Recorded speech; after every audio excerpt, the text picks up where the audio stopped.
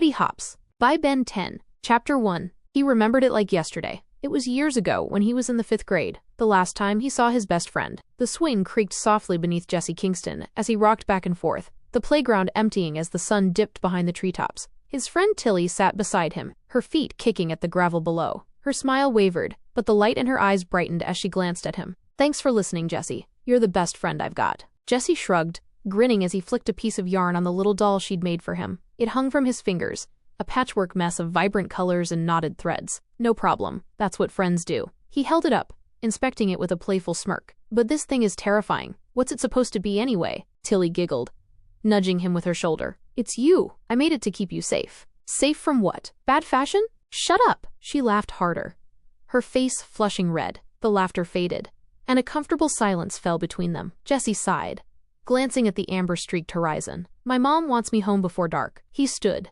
brushing off his pants. "You want me to walk you back?" Tilly shook her head. "Nah, I'll stay a little longer." "You go." Jesse hesitated, his feet shuffling in place. Something gnawed at his gut, a whisper of unease he couldn't quite place. But her eyes were steady, her grin unwavering. He forced a smile. "Meet me here tomorrow, all right? Don't do anything stupid." "Puffed. I'll be fine." "Be careful," he mumbled. He walked away, each step heavier than the last. The air felt colder as shadows stretched longer, but he ignored the chill creeping up his spine. Halfway home, a strange sound prickled at his ears like footsteps in the gravel, just behind him. Jesse spun around. Nothing, just the empty street and the rustle of leaves. At home, sleep came slowly. The crack in his curtains let moonlight slip into his room like a silver blade. The unease lingered, settling over him like a heavy fog. He wanted to close the curtains, but instead, he pulled the blanket over his head. The next morning, Tilly wasn't at school. Jesse waited at the neighborhood playground after walking from school, his heart thudding with each passing minute. The sun sank low. She never came. That night, he entered his home and saw his mother in front of the TV as the news blared. A grim-faced anchor spoke about missing children. 5 kids had vanished without a trace yesterday, around and in the neighborhood of Briarcliff Hollow. A row of photos appeared on the screen. Tilly's face smiled back at him. His mother gasped, her hand flying to her mouth. When she turned, she saw her son behind her.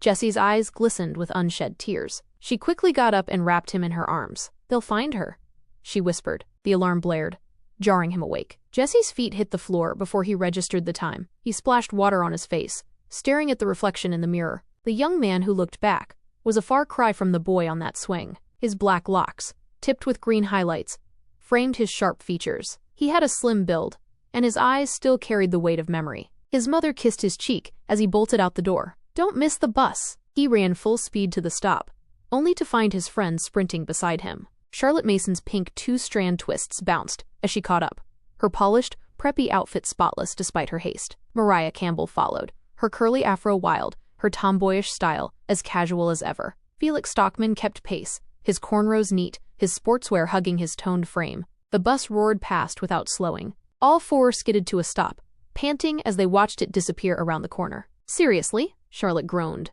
hands on her hips. "Guess we're walking," Felix muttered. As they trudged toward Woodland High, Mariah muttered, "I can't wait to get out of this hellhole." Jesse glanced at her, a smirk tugging at his lips. "Only a few more months," she snorted. "Yeah, and a million more headaches." They walked on, oblivious to the dark clouds gathering behind them. The group decided to plan where they would hang out. Eventually, it was decided. "Jesse's house it is," Charlotte declared with a grin, pulling her phone from her pocket as the group crossed the front lawn of Woodland High. The late summer sun blazed overhead, casting long shadows from the towering oaks that lined the walkway. "Snacks, movies, no drunk idiots. Sounds like a way better time than some sweaty house party with people we don't even like." "Agreed," Felix said, stuffing his hands into his pockets. "Last time we went to one of those, somebody threw up in the punch bowl. I'm not watching that again." Jesse chuckled, slinging his backpack over one shoulder. "I'll make sure we have popcorn, chips, and whatever else I can scrounge up. Just no horror movies." "Oh, come on," Mariah groaned, rolling her eyes. "What's a movie night without a little terror?"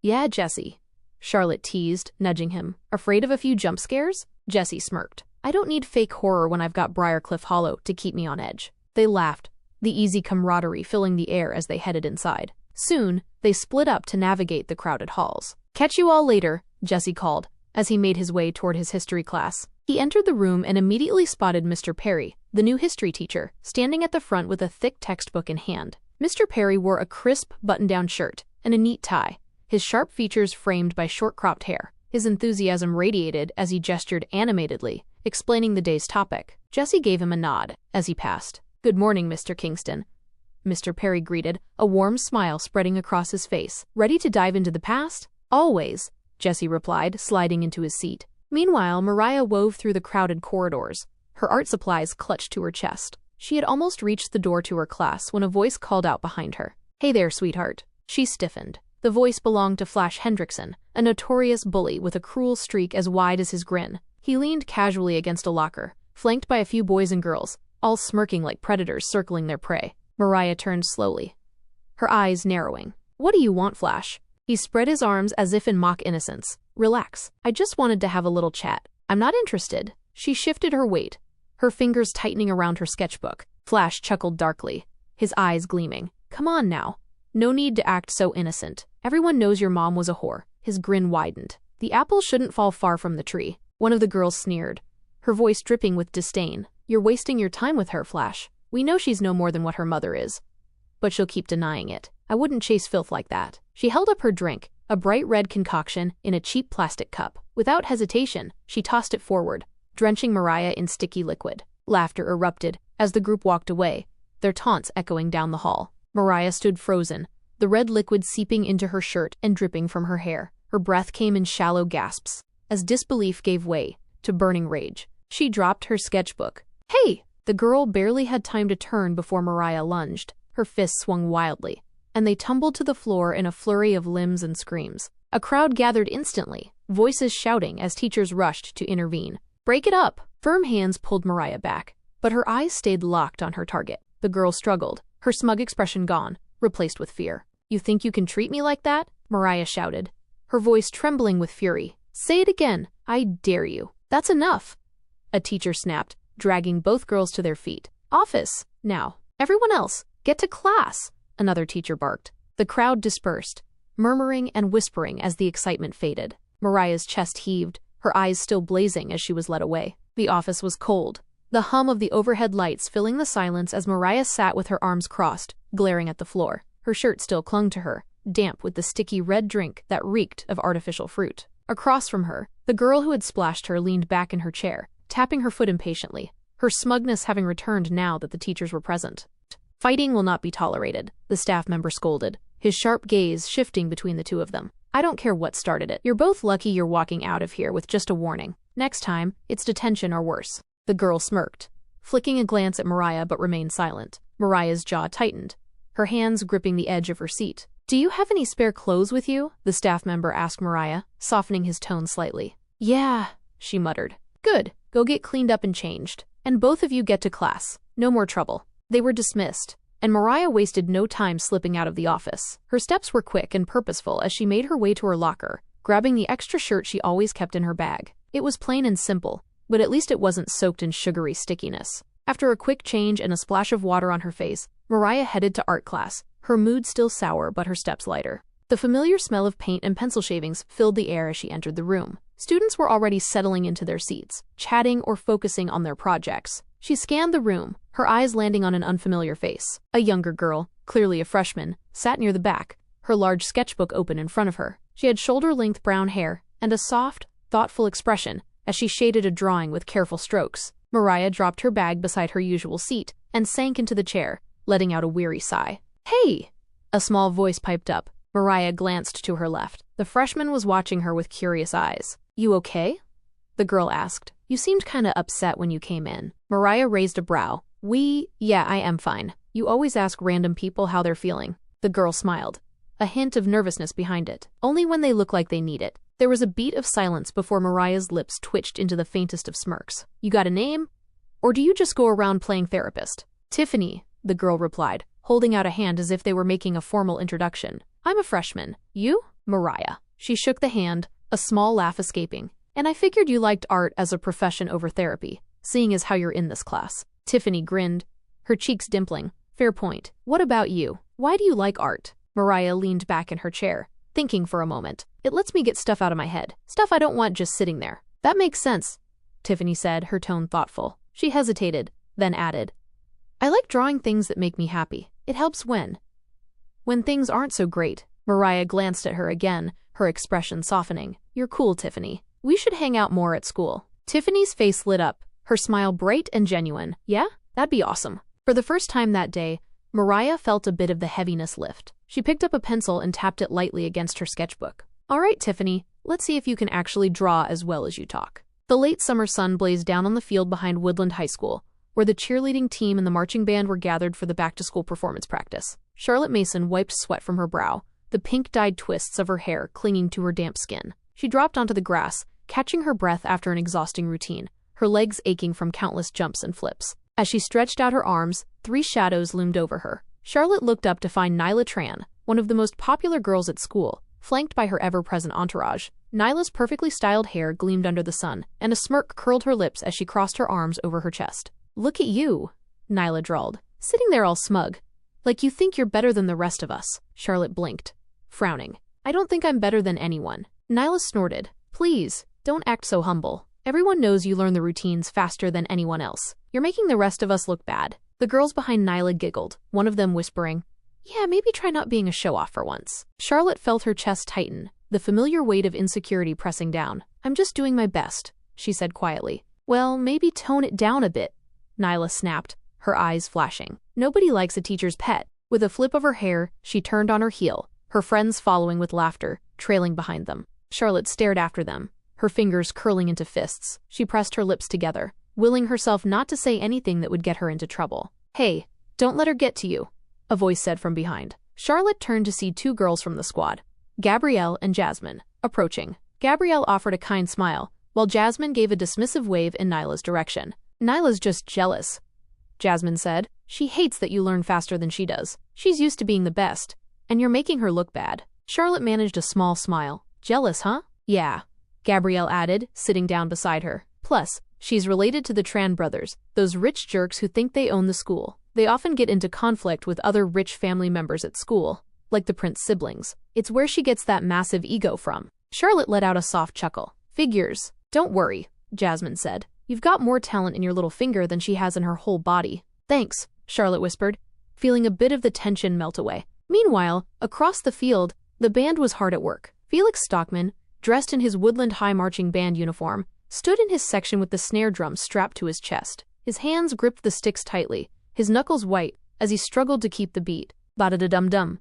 His rhythm faltered. He clenched his jaw, gritting his teeth as the sound of his mistake echoed. The band director, a stern man with sharp eyes and a booming voice, glared in his direction. Stockman, Felix's heart pounded. You're supposed to be setting an example for the underclassmen, the director barked. I need precision from my section leader, not excuses. I'm sorry, sir, Felix murmured, shame heating his cheeks. The director pointed to the ground. 10 push-ups. Now, Felix knelt down without hesitation and began the push-ups, the weight of guilt pressing harder on him than the strain in his arms. Each push-up brought a flood of memories he'd been trying to bury the laughter of his little brother, Zach, as they played together in their room, drumming along to this very song, their favorite. But Zach was gone. Felix's arms trembled as he finished the last push-up. He stood, shoulders tense, trying to push the pain away, but the beat kept coming. Jesse walked out of his last class, stretching as the final bell rang. The warm afternoon sun hit his face as he stepped onto the pavement, already thinking about what kind of marathon he could set up for the hangout later. His mind raced through possibilities,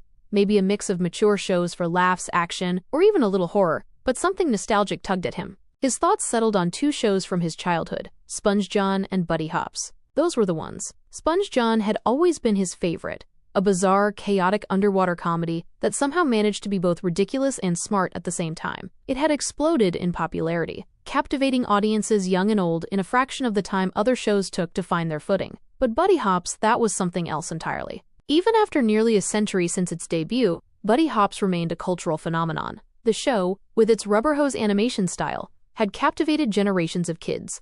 Sometimes depicted as a mischievous or innocent bunny with an infectious grin and wide, almost too friendly eyes, Buddy found himself in the craziest situations, always outsmarting a hapless fox who could never quite catch him. The fox's cartoonishly violent misfortunes, falling off cliffs, getting crushed under anvils, or accidentally lighting himself on fire, never failed to get a laugh. There was something about the simplicity of it all.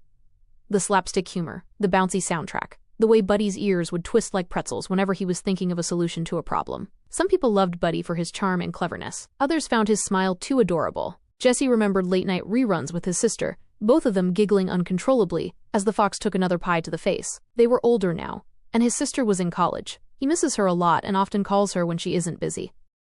As Jesse made his way down the street, a small grin spread across his face at the thought of his friends groaning when he suggested buddy hops. They'd watch anyway. The classics always hit differently, even when you knew every joke before it landed. Chapter 2. Jesse dropped his bag by the door and hurried down the hall, the familiar creak of the floorboards echoing behind him. Instead of pulling up a streaming service, he decided to go old school for the movie night. He wanted something with more weight, something that carried a bit of history. In the hallway closet, a pile of forgotten VHS tapes and DVDs waited. His mom's collection of Buddy Hops discs caught his eye, the cases buried under layers of dust. He pulled them out one by one. The first cover showed Buddy Hops with his signature wide-eyed innocent smile, one ear flopping over his head. The second case had him flashing a mischievous grin, mid-leap as the angry fox chased him, a frying pan raised in futile pursuit. The last case featured a confident thumbs up, Buddy's expression a perfect balance between charming and cunning. It was a visual triptych of the rabbit's many faces, adorable, sly, and the ultimate trickster. Jesse wiped the dust off, coughing as a cloud puffed into the air, and carried the tapes to his room. He set up the old VHS player, its mechanics groaning as it whirred to life. The screen flickered with static before the Buddy Hops menu appeared in bright, cheerful colors. The familiar theme song played a bouncy, whimsical tune that transported him straight back to his childhood. He smiled as he adjusted the cushions and laid out the snacks.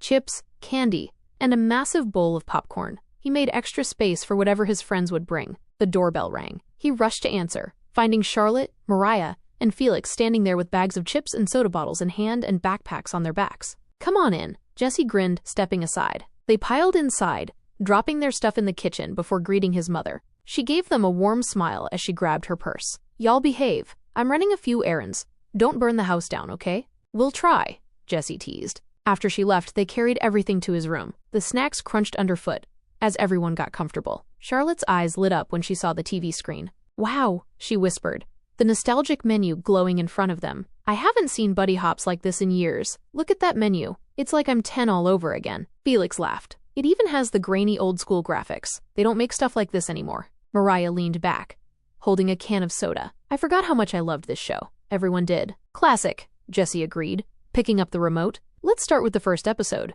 You remember the one where Buddy tricks the fox with the fake bridge?" "Of course," Charlotte said with a grin. "That poor fox." Everyone settled in, eyes glued to the screen. The opening credits rolled, and the familiar, too cheerful bunny appeared, waving with that ever-present grin. The night was just beginning. Midway through the show, Felix stood and stretched, yawning as he made his way to the door. "Be right back," he muttered, heading to the bathroom. As he passed the dresser, his foot caught the edge of the carpet. He stumbled, brushing against the wall and knocking over a picture frame. It landed on the floor with a dull thud but didn't break. "Sorry," Felix winced, bending to pick it up. "It's fine," Jesse said quickly, reaching down before Felix could. He lifted the frame and stared at the picture for a moment, his eyes distant. The photograph was of a younger version of himself. Standing beside was Tilly, with curly hair and a radiant smile. Her hand was on his shoulder, their grins frozen in a moment of carefree happiness. Charlotte glanced over, her expression softening. "Jesse?" He blinked, shaking off the memory. "I'm good,"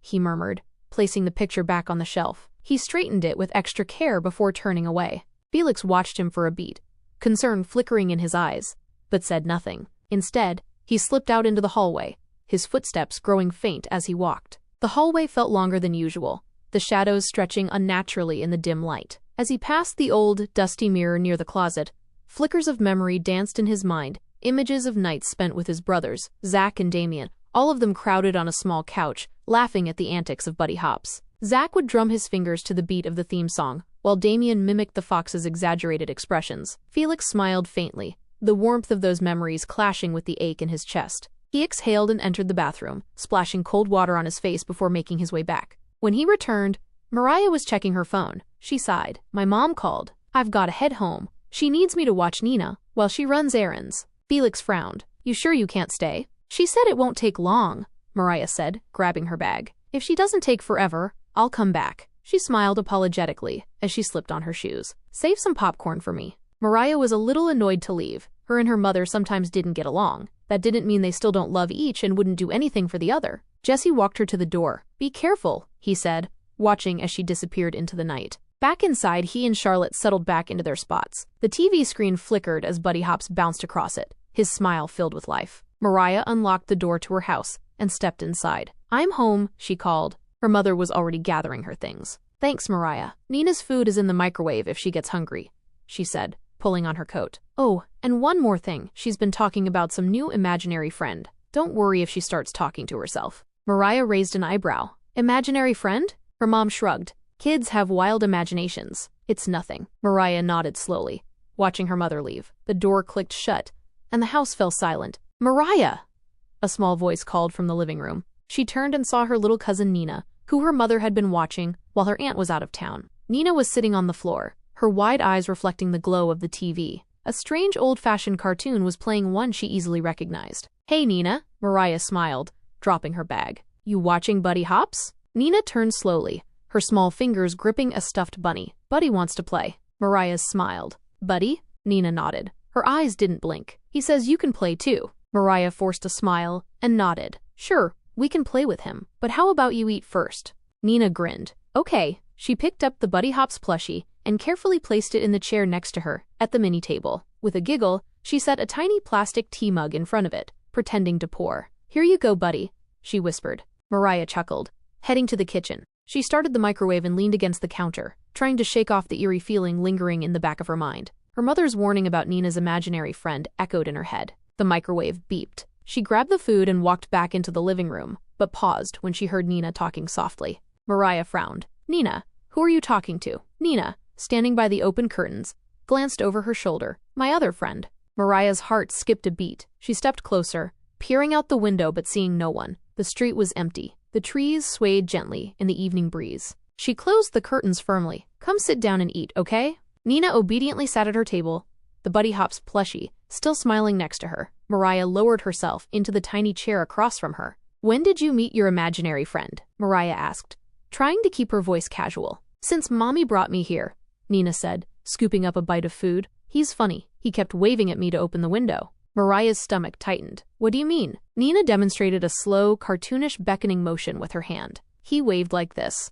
Goosebumps rose along Mariah's arms. She tried to laugh it off. "And what does he look like?" Nina pointed at the Buddy Hops plushie sitting next to them. For a moment, Mariah stared at the toy, its button eyes and stitched grin looking a little too lifelike under the soft glow of the lamp. She exhaled quietly and texted her mom about the encounter, laughing to herself. "It's just a kid's imagination," she thought. Still, for a fleeting second, a darker possibility crossed her mind. What if it was someone in a costume? She then brushed it off, thinking that would be ridiculous, but it was possible. Shrugging it off, she smiled at Nina. "Want to watch a Buddy Hops movie?" Nina's eyes lit up. "Yes." "Great," Mariah said as she grabbed the remote, her gaze lingering on the plushie for just a moment longer. Later that evening, Jesse, Felix, and Charlotte lounged around his room, Buddy Hops episodes still flickering across the screen. A knock at the door broke the quiet hum of the TV. Jesse looked up, then glanced at Felix, who was half asleep, before heading for the door himself. "I'll get it," Finn muttered, standing and brushing past Jesse with a slight smirk. When he opened the door, he stopped in his tracks. "Mariah," Finn greeted, his confident demeanor faltering just a bit as their eyes met. "Hey, Jesse," Mariah replied, her tone casual but warm. She stepped inside with her bag slung over her shoulder. "Come on in," Jesse said, recovering and stepping aside. They made their way back to Jesse's room, where everyone welcomed her with smiles and teasing remarks. Mariah laughed, setting her things down. "You're back," Charlotte said with a bright grin. Mariah sat down, stretching her arms. "Yeah, the strangest thing happened, but I'll tell you guys later." Jesse shifted in his seat, his eyes drawn to Mariah more than once throughout the movie. Every time he glanced her way, Charlotte noticed, her smile fading slightly as she looked away, a twinge of discomfort in her expression. Felix noticed as well. He had worried expression on his face, but immediately tried to hide it. The warm glow of the screen and the soft laughter of Buddy Hops filled the room until, one by one, they all succumbed to sleep. The next morning, they stirred awake in a pile of blankets and pillows on Jesse's bedroom floor. Mariah groaned, rubbing her neck. "Ugh, I'm so sore. My back is killing me." Felix chuckled sleepily, stretching his arms.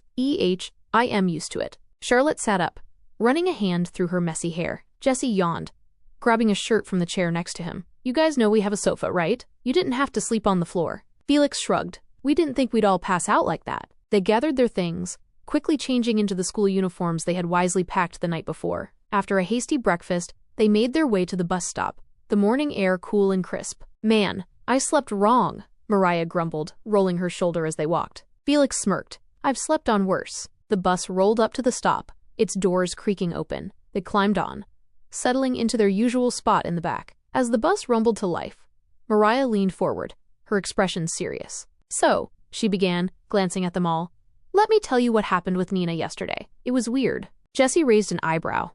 Intrigued, Charlotte tilted her head. Felix leaned closer. "What do you mean?" Jessie asked. Mariah took a deep breath before recounting everything. The Buddy Hops plushie, Nina's imaginary friend, the waving gesture at the window. Each detail made her friends listen more intently, curiosity giving way to unease. They all agree that it was a really strange occurrence. They immediately agree to forget it, so that they can all sleep peacefully tonight. Chapter 3. The first bell rang as Jessie, Charlotte, Mariah, and Felix walked into Woodland High. The hallways buzzed with students catching up after summer break, laughter and chatter filling the air. Locker doors slammed, and sneakers squeaked against the floor as friends exchanged greetings. Felix's eyes scanned the crowd until he spotted his younger brother, Damian, near his locker. Standing with him were his friends, Amari Mitchell and Alvin Price. Felix noticed someone else, an older guy who looked familiar, one of Flash's gang, notorious for stirring up trouble. The guy leaned against the locker next to Amari, a sly grin on his face. "Hey, cutie, what's a fine-ass girl like you doing without someone like me?" Amari glared, her expression a mix of disgust and anger. Before she could retort, Damian stepped in. "Back off," Damian snapped. "She's a sophomore, you pedo." The guy's grin twisted into a sneer, his hand clenching into a fist. He leaned forward, his posture threatening. "Oh, you think you're tough, little man?" He grabbed Damian by the collar, lifting him slightly. "Look here, you little bastard." Damian struggled, throwing wild punches that barely grazed his opponent's arm. Felix's heart pounded as he pushed through the gathering crowd, his fists clenching tighter with each step. "Hey!" Felix shouted. The bully turned just in time to catch Felix's fist square in the jaw. He stumbled backward, releasing Damian. The hallway erupted into chaos. "Felix!" Charlotte called from the crowd, concern etched across her face. Felix ignored her as the bully regained his footing and swung back. The brawl escalated quickly, punches and shoves echoing against the lockers. Students crowded around, phones raised to capture the scene. Some cheered, others gasped, while teachers pushed their way through the mass of bodies. "Break it up!" a teacher shouted. A firm hand grabbed Felix's shoulder, yanking him back as another teacher restrained the bully. Both boys were breathing heavily, eyes locked in mutual disdain. "What's going on here?"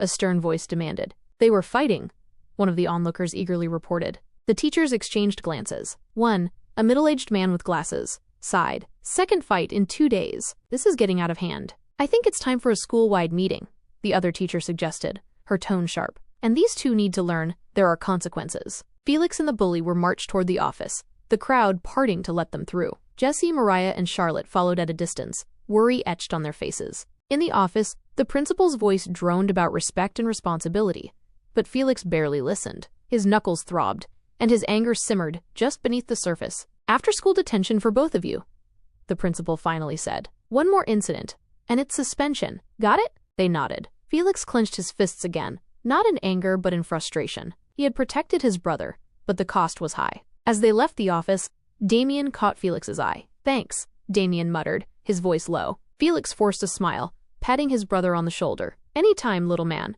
The lunchroom buzzed with chatter as students piled into their usual seats, the smell of pizza and fries filling the air. Jessie, Felix, Charlotte, and Mariah sat together at their usual table. Nearby, Damian sat with Amari and Alvin, laughing about something one of them said. When Charlotte, Jessie, and Mariah waved, Damian waved back with a grin. Tiffany, the girl who had approached Mariah after her fight a few days earlier, appeared at their table with a tray in hand. She hesitated for a moment before speaking. "Mind if I sit here?" Mariah smiled warmly. "Of course, sit with us." Tiffany settled next to her. Everyone continued eating, but conversation shifted as they turned to Felix. "So," Charlotte asked with a raised brow, "are you going to tell us what actually happened this morning?"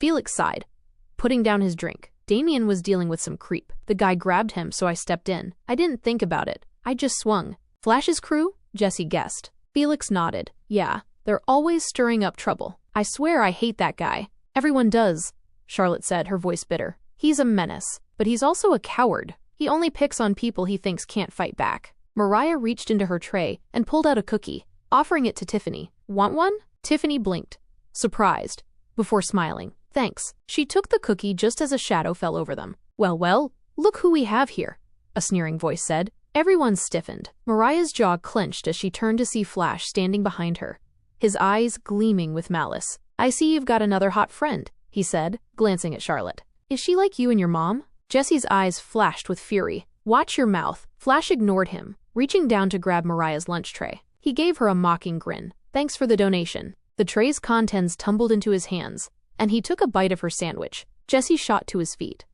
fists clenched at his sides. Give it back, now. Flash's grin widened. Or what? Jesse was ready to lunge, but before he could move, 3 boys dressed in pristine, tailored clothes stepped into the confrontation. A girl with perfectly styled hair stood just behind them, watching with disinterest. Ugh, one of the boys said, wrinkling his nose. The poor kids from Briarcliff Hollow are always so loud. Can't you peasants keep it down? All eyes turned toward them. Jesse's anger momentarily shifted to confusion, and then irritation. Flash turned, his expression darkening. What did you just say? The boy sneered. You heard me. I'm not wasting my breath repeating myself. Flash's hands clenched, and he took a step forward. I'm from Dash Oaks, you little shit. Watch your mouth, he smirked coldly. Just because you live off mommy and daddy's money doesn't give you a pass. One of Flash's friends tugged on his arm, whispering nervously.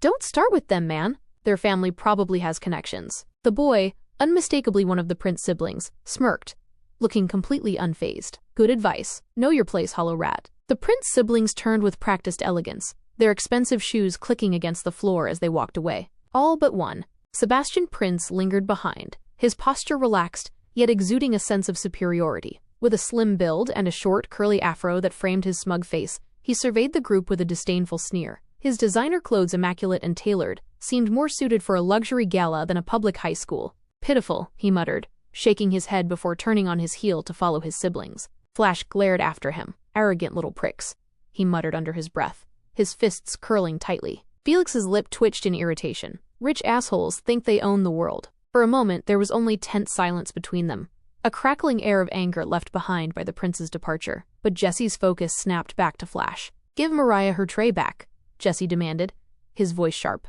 And give her yours too. Consider it punishment. Flash's grin returned, broader and more mocking than ever. Punishment? Who do you think you are? Screw you. Jesse's jaw clenched, his eyes blazing with fury. He was done with words. Flash shoved the trays aside, smirking as he stepped forward and put his hands on Jesse's chest. With a hard shove, he sent Jesse stumbling back. The cafeteria went dead silent. Everyone, students munching on fries, those in line waiting for food, even the lunch staff stopped and turned toward the commotion. All eyes locked on the unfolding confrontation. Jesse caught himself easily, his feet steadying before he lost his balance. He looked up, fire burning in his eyes. His body tensed, and then he launched forward, slamming into Flash with all the force he could muster. The two collided in a furious tangle of limbs and fists. Felix watched for a brief second before throwing his hands up. Screw it. He dived into the fray, his fist connecting with one of Flash's friends. Chaos erupted. Flash's crew jumped in as well, fists flying and trays clattering to the floor. Chairs scraped harshly against the linoleum,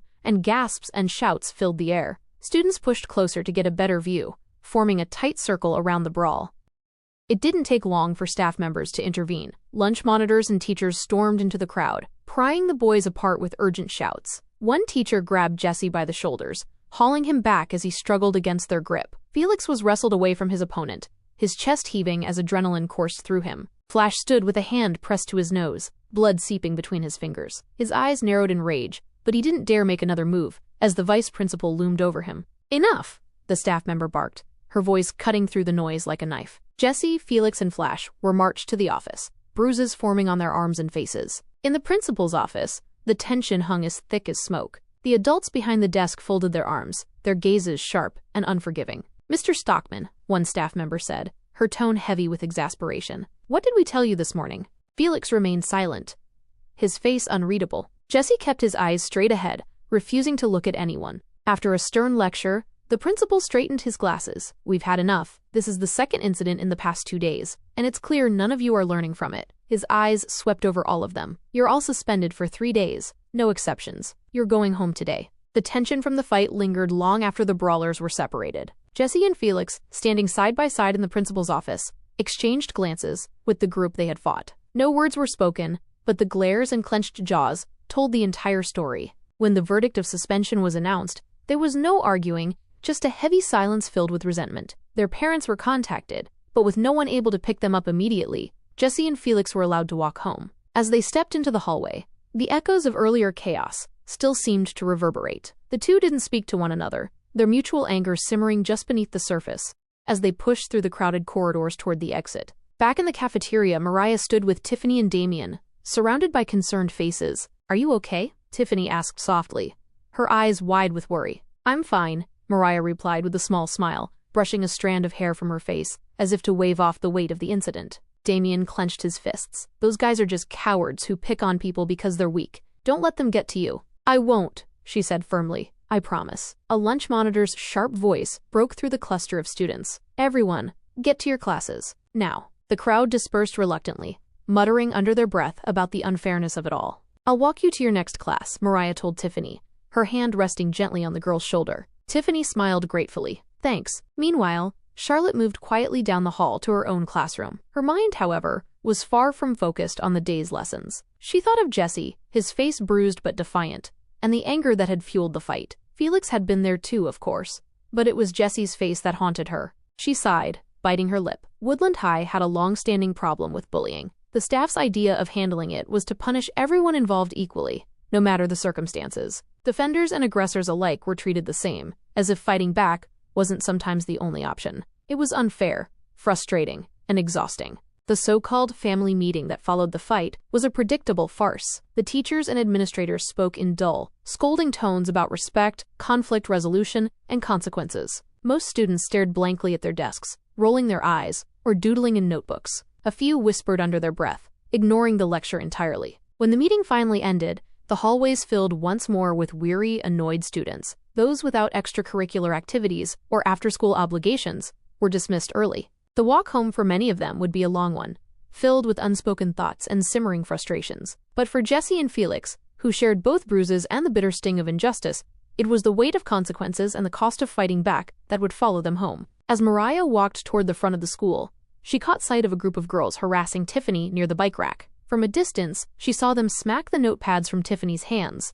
unzip her backpack, and scatter her belongings across the ground before pushing her roughly. They laughed as they walked away, leaving Tiffany kneeling in the dirt, tears welling in her eyes as she tried to compose herself. Mariah's stomach tightened with anger as she rushed to her side. "Hey, are you okay?" she asked, crouching down to help gather the spilled pencils and markers. Tiffany sniffled, her voice barely above a whisper. This isn't the first time." Mariah handed her the last of her supplies and fixed her with a serious gaze. "You've got to stand up for yourself. You can't let people treat you like this. Bullies pick on the ones they think won't fight back. You've got to show them that you're not an easy target." Tiffany wiped her eyes and hugged her tightly. "I'll try." "Thank you, Mariah." Mariah returned the hug and smiled. "You're stronger than you think, Tiffany. You just need to believe it." She pulled back and added, "What would you do if I wasn't here to protect you all the time?" Tiffany hesitated, then nodded. "I'll work on it, I promise." "Good." Mariah stood up. "Where are you headed?" "They made me miss my bus," Tiffany said with a sigh. "Now I have to take the public bus." Mariah frowned, checking the time. Her phone buzzed just then. Her mother. Another text asking her to watch Nina. She clenched her teeth in frustration,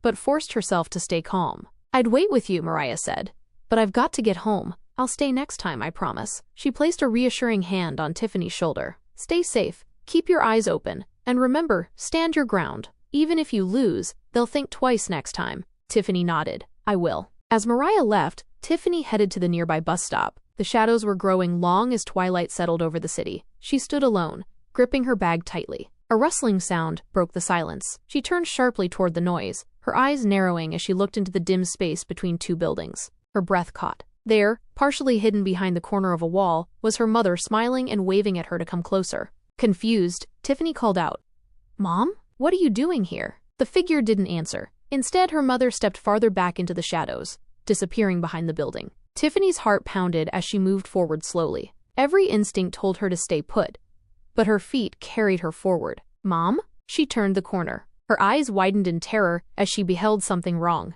What she saw wasn't her mother. Frozen in place, Tiffany's breath came in shallow, panicked gasps. Her mouth opened, but no sound came out. Her body trembled as she tried to move, but fear locked her in place. She felt it before she saw it, something cold, something hungry, reaching for her. And then, there was silence.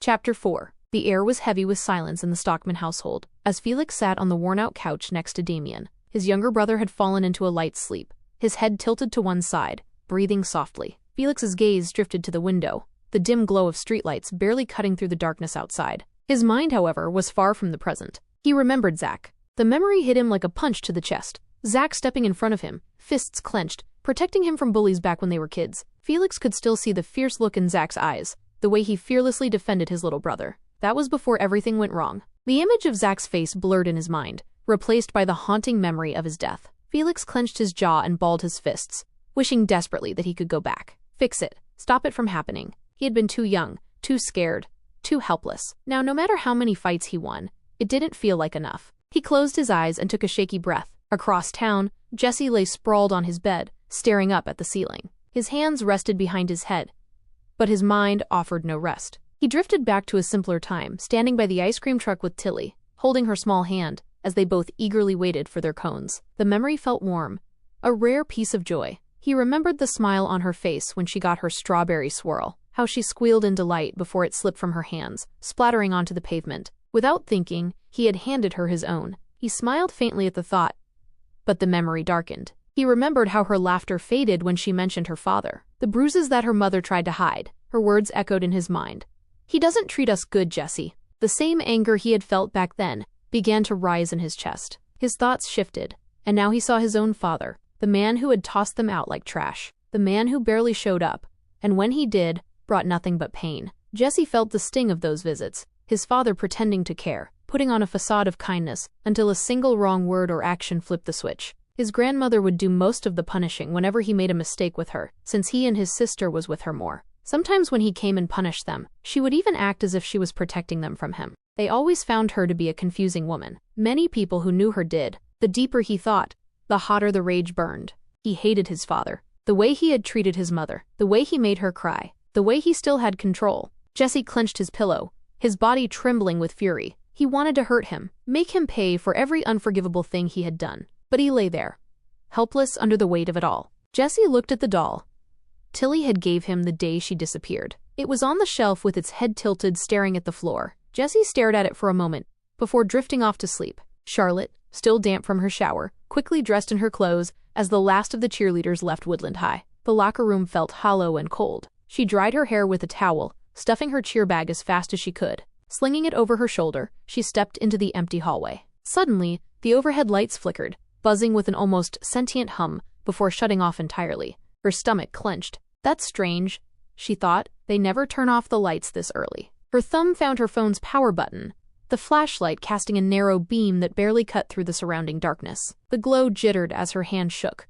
illuminating the empty lockers and the long stretch of corridor. She moved carefully, each step echoing in the silence. When she reached the front entrance, she stopped dead in her tracks. A man stood there, his silhouette just within the glow of her phone's light. Her heart jumped into her throat. No, it can't be, she thought to herself. She recognized the face immediately. Her skin went ice cold, as a name she had buried deep within her memory surfaced. He shouldn't be here. He couldn't be here. He was supposed to be in prison. The man smiled, a slow, deliberate grin that stretched unnaturally wide, as if his skin were being pulled apart by invisible wires. His eyes held no emotion, just a void of malice. Charlotte's breathing quickened, her chest rising and falling as panic clawed its way up her throat. She stumbled backward as he stepped toward her. With each step he took, his body began to distort, his limbs elongated, his fingers growing sharp and splintered like claws. His mouth split open, revealing jagged, mismatched teeth. His skin stretched too thin, cracking like old leather, as the man transformed into a grotesque version of himself. Charlotte let out a strangled cry, as her survival instincts finally kicked in. She turned and ran.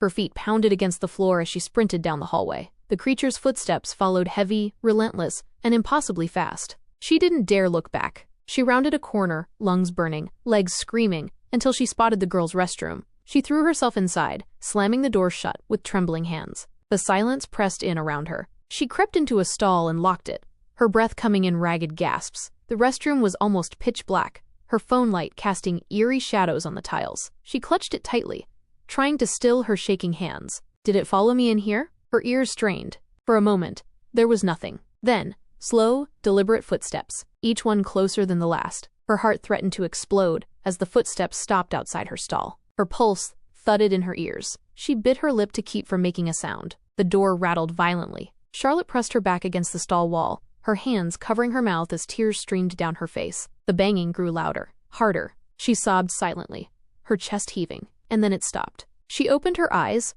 her vision blurred with tears. Above her, 2 tattered, decayed bunny ears hung limply over the edge of the stall door. The grotesque fabric swayed slightly, stained and frayed, as if belonging to something long dead. Charlotte stared, her body frozen in paralyzing terror. The creature lingered for what felt like an eternity before it moved away, leaving only silence behind. The overhead lights blinked back on with a harsh hum, flooding the restroom with sterile, flickering brightness. Charlotte squinted as her eyes adjusted, her heart still hammering in her chest. The terror clung to her skin like a cold sweat. The door creaked open, and the sound of footsteps echoed into the tiled room. "Finally, these lights are working again," a voice grumbled. Charlotte's breath caught in her throat as she heard the low, familiar shuffle of a mop across the floor. "Hello? Someone in here?" She tightened her grip on the stall door, her knuckles white. The janitor, an older man with a weathered face and tired eyes, leaned down, peering beneath the stalls. He spotted her feet. "Hey, kid, it's okay," he said, his tone gentle but firm. "You can come out now. You're safe." Charlotte didn't move.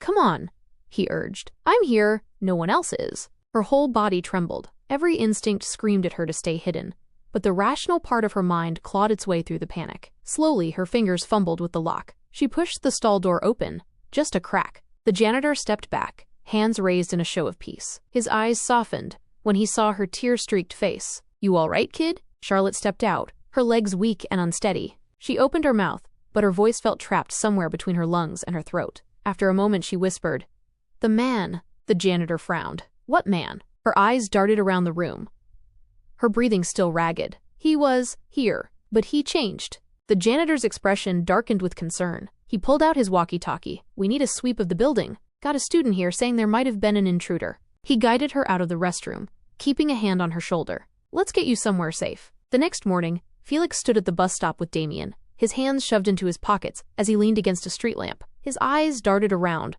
restless. He was only there to keep an eye on his brother. Being suspended meant he wouldn't be stepping foot inside Woodland High. Damien, flanked by his friends Amari and Alvin, cracked a grin at something they said. The younger boys were animated, excited about a new video game release. Felix tried to pay attention, but his mind was elsewhere. Mariah arrived with her sketchpad tucked under one arm, her headphones draped around her neck. She gave Felix a pointed look. "So how does it feel to be the bad boy of Woodland High?" Felix snorted. "Like a day off I didn't ask for." Mariah grinned. "Suspended on the same day as Jesse. What a dynamic duo." "I wasn't trying to make a scene," Felix muttered, shifting uncomfortably. "Sure you weren't." She smirked, glancing around. "Where's Charlotte? She's usually here by now." Felix shrugged. "Maybe she overslept, or maybe she's hiding from her evil twin," Mariah joked, her grin widening. The bus pulled up with a groan of brakes. Mariah's smile dimmed slightly as she stepped aboard, feeling a small twinge of concern for Charlotte, but brushing it off. She was more excited about seeing Tiffany again after yesterday's mess. Damien settled into a seat with Amari and Alvin, chattering away. Felix watched the bus pull away before turning on his heel to head back home. His thoughts flicked to Charlotte. Something felt off. The sun hung lazily in the sky as Felix walked up the cracked sidewalk to Jesse's house. He knocked twice on the door,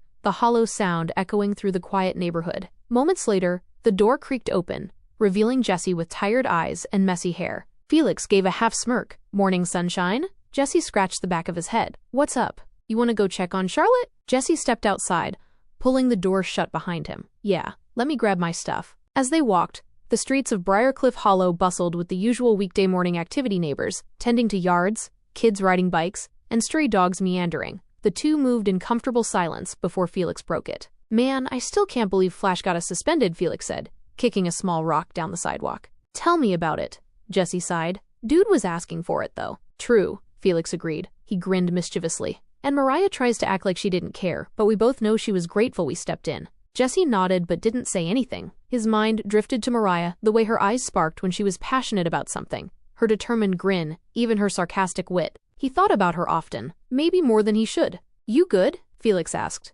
noticing the faraway look on Jesse's face. "Yeah." Jesse shook his head, just thinking. They soon reached Charlotte's house, a modest home with a well-kept yard and wind chimes tinkling in the breeze. Felix knocked on the door. Charlotte's father answered. He was a tall man with a serious demeanor, wearing a simple button-down shirt. "Morning, sir," Jesse greeted, standing a little straighter. "Is Charlotte home?" Mr. Mason nodded but didn't smile. "She's staying home today." "Oh," Felix said. "Is she okay?" "Nothing serious. Mr. Mason replied, his tone polite but firm. She'll be home for a few days. Thanks for checking in. They exchanged farewells, and Felix and Jessie made their way down the front steps. She's probably fine, Felix said, trying to sound reassuring. But still. Yeah, Jessie muttered. I just hope she's doing all right. They walked in companionable silence until they reached the bus stop and caught a ride to the city. The hum of the bus engine filled the gaps in their conversation as they watched the world blur past. The city's downtown district was alive with the chatter of shoppers and the bright displays of storefronts. Jessie and Felix wandered from shop to shop, eyeing sneakers, comics, and the latest video game releases. When they passed a stack of old-fashioned TVs in a store window, all playing Buddy Hops, Felix sighed. Can't escape this little guy, can we? Jessie smirked. It's everywhere. Felix shot him a sly glance. Speaking of everywhere, you've been making googly eyes at Mariah lately. Jessie scoffed. What? No, I haven't. Come on, Felix teased. I've seen it. So has Charlotte. Jessie gave him a sideways look, trying to hide his grin. Felix smirked wider. You sure you don't want Charlotte instead? Way less stressful. Jessie laughed, shaking his head. Charlotte's great. Sweet, innocent, shy, but Mariah? He hesitated, a softness creeping into his voice. I've kind of had a thing for her for a while now. Called it, Felix said, triumphant. You're so predictable, man. While smiling, deep down Felix felt a nervousness that he couldn't help himself with about the whole thing. It was like he just had to know for sure that Jessie liked Mariah, for some sort of reason that Jessie didn't know. They walked further into the heart of the city, sharing jokes and stories, the day feeling lighter despite the questions lingering in their minds about Charlotte. The bell rang, signaling the end of third period as students poured into the hallways of Woodland High, their conversations mixing into a low, constant murmur. Mariah weaved through the crowd, her mind elsewhere as she searched for a familiar face. Where's Tiffany? She hadn't seen her all day. Not in art class, not in the cafeteria at lunch. It wasn't like her to skip without saying something. Mariah pulled out her phone and scrolled through her messages. Nothing. As she made her way toward her next class, the intercom crackled to life, followed by the voice of Principal Hargrove. Attention students and staff. Please take a moment of silence for several students who have been reported missing or found deceased over the past few days. The hallway grew unnervingly quiet. Heads bowed. Whispers fell silent. Mariah stood still, her pulse quickening. No, Tiffany wouldn't be one of them. She couldn't be. The announcement ended, and conversations resumed, but the weight in the air remained. Mariah's chest tightened as she glanced around. Some students openly wept, clutching onto one another. One boy, his eyes swollen with tears, leaned against a locker as his friends tried to console him. She never made it home from that party, someone whispered nearby. They said the cops have no leads. I heard it was the girl from drama club, and a guy from the basketball team too. Mariah clenched her fists. The unease that had been gnawing at her all morning grew into something darker fear. She swallowed hard, shaking her head. Tiffany's fine. She's just skipping. Or, the knot in her stomach tightened. What if she wasn't? She tried not to think about it. Chapter 5. Jessie and Felix strolled through the city streets, the afternoon sun casting long shadows as they passed shops filled with things they couldn't afford. They weren't here to buy anything, just to look, to pass the time, to dream a little. The tinkling of a doorbell rang out behind them as a familiar mocking voice cut through the air. Well, what are you two doing polluting the city with your poverty? Jessie tensed, turning to see Sebastian Prince sauntering toward them, a sneer plastered across his face. He was impeccably dressed, his designer clothes practically screaming wealth and privilege. He looked them over with disdain, his eyes lingering on their worn shoes and second-hand jackets. Felix rolled his eyes. Sebastian, forgot you existed. Funny, Sebastian smirked. I almost didn't recognize you. I try to block out unpleasant things, but the stench of failure is hard to miss. Jessie narrowed his eyes. Why do you even care? For someone who's allergic to poor people, you sure spend a lot of time paying attention to us. Sebastian shrugged, his smirk widening. What can I say? Watching the pitiful scramble to survive is entertaining. Like a car crash you can't look away from. As painful as it is to endure your existence, I can't help but laugh. Jessie clenched his fists, but Felix placed a hand on his arm. Sure, Sebastian, Felix said, forcing a smile. Whatever makes you feel better. The two friends turned and walked away, leaving Sebastian standing alone. He's really annoying, Jessie muttered under his breath as they disappeared into the crowd. Sebastian watched them go, his grin slipping just a bit. Sebastian, a sharp voice rang out. He flinched as his older brother Cyrus stormed up, his tailored coat flapping behind him. Eleanor and Maxwell, their younger siblings, trailed close behind. Cyrus grabbed Sebastian by the arm, yanking him back. What did we tell you about wandering off? Cyrus growled. Father will be furious if you keep acting like a disobedient brat, Eleanor added, her voice icy. Maxwell shook his head, smirking. Another beating wouldn't kill you. Probably. Sebastian scowled, but didn't resist. Let go of me. Not until you stop embarrassing us.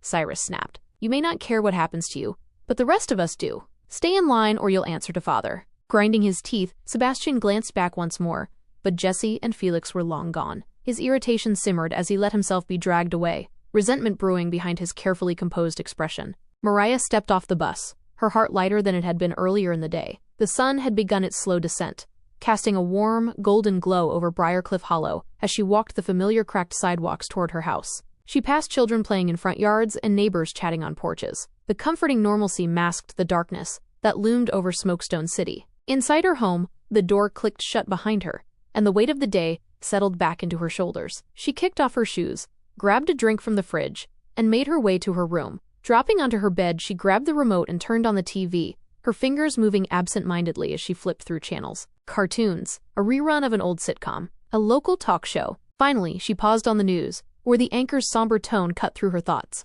Smokestone City has once again ranked among the highest for missing children in the state, the reporter said. The camera cut to a map, clusters of red dots marking the city like pinpricks of dread. Mariah leaned forward, her breath hitching. The causes remain unclear, the reporter continued. While human trafficking is a likely factor, investigators have noted bizarre patterns in several of the cases. Bodies that were recovered showed signs of severe mutilation, chunks of flesh missing, with no clear indication of what kind of weapon or creature caused it. Authorities are urging residents to stay vigilant and keep women and children safe. Mariah's stomach churned as images of missing children and teenagers flashed across the screen. She scanned the faces one by one, her pulse racing. Tiffany wasn't there. Relief flooded her, but it was short-lived as the reporter's voice grew heavier. We now turn to a list of recently confirmed deceased victims. Viewer discretion is advised. A list of names scrolled across the screen, white letters on a black background. Mariah stared, her heart thudding. Tiffany Grant. Her breath caught. Tiffany, the sweet girl who loved to draw flowers in her notebook. The quiet friend who never hurt anyone. The girl who should have been safe. Mariah's eyes filled with tears. No, no, no, no. Her voice cracked as the tears spilled over. Her breathing quickened until it turned into gasping sobs. She pressed her fists to her temples, as though she could block out the truth. Then she screamed. A raw, agonized sound that tore through her throat. Her cries echoed in the room, but they brought no answers, no comfort, no justice, only silence, and the unbearable weight of loss. Felix stepped off the bus, just as the sky darkened into deep indigo. Streetlights flickered on, casting pale glows over the cracked pavement of Briarcliff Hollow. His feet shuffled with fatigue as he reached his house, pushing open the creaky door with a tired sigh. Damien, you home? He called out, his voice echoing through the empty hallway. No answer. He frowned. His mom might have taken Damien to work again. He shrugged, letting his bag fall by the door. Grabbing the remote, he flicked on a cooking show and sank into the couch. The soft hum of the television lulled him into a shallow, uneasy sleep. A sharp noise snapped him awake. Felix bolted upright, his heart pounding. He glanced at the TV. Static flickered briefly before returning to the show. The noise wasn't from there. He grabbed the lamp from the end table, gripping it like a bat as he crept toward the hall. Mom? Damien? No answer. The back door was cracked open. A chill wind swept in, making the curtains flutter like ghostly fingers. Damien or their mother must have forgotten to lock it. He swallowed hard. Who's there? Silence. With shaking hands, he checked the hallway closet. Nothing. He pushed open the bathroom door, the hinges groaning in protest empty. He moved into the living room again. His pulse raced as he eyed the front door still locked. Suddenly, the TV blared static, and the lights flickered before plunging the room into darkness. The distorted screen twisted, glitches crawling like insects. Then, red letters burned through the static. Felix. His breath hitched. He stared at the screen, wide-eyed. The letters shifted. Why did you do it, Felix? Felix took a step back, gripping the lamp tighter. What? The screen crackled, and the words changed again. Why did you kill me? A cold sweat broke out on his forehead. His chest heaved. No. It was an accident. The letters twisted violently, red lines smearing across the screen like blood. You shot me. Felix's heart plummeted into his stomach. Tears blurred his vision. Zach, it wasn't my fault. We were playing with Mom's gun. I didn't mean to drop it. It just went off. The screen glitched and froze, then flickered back to a single word. Liar. No, Felix choked, shaking his head. I didn't mean to. The words pulsed with red. You shot me. You killed me.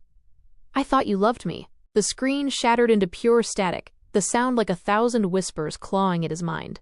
A crack behind him. Felix spun around. A figure stood across the room. His breath caught in his throat as recognition hit him like a blow. It was Zach. But it wasn't Zach. The boy's eyes were black as pitch, empty voids that swallowed all light. His mouth hung slightly open, unmoving, unbreathing. Zach? Felix whispered. Zach didn't respond. With a grotesque, bone-snapping sound, his body began to twist. His limbs stretched impossibly long, his spine bent backward, folding unnaturally, as his head flipped upside down and righted itself with a sickening crack. Felix stumbled, frozen in terror as Zach knew.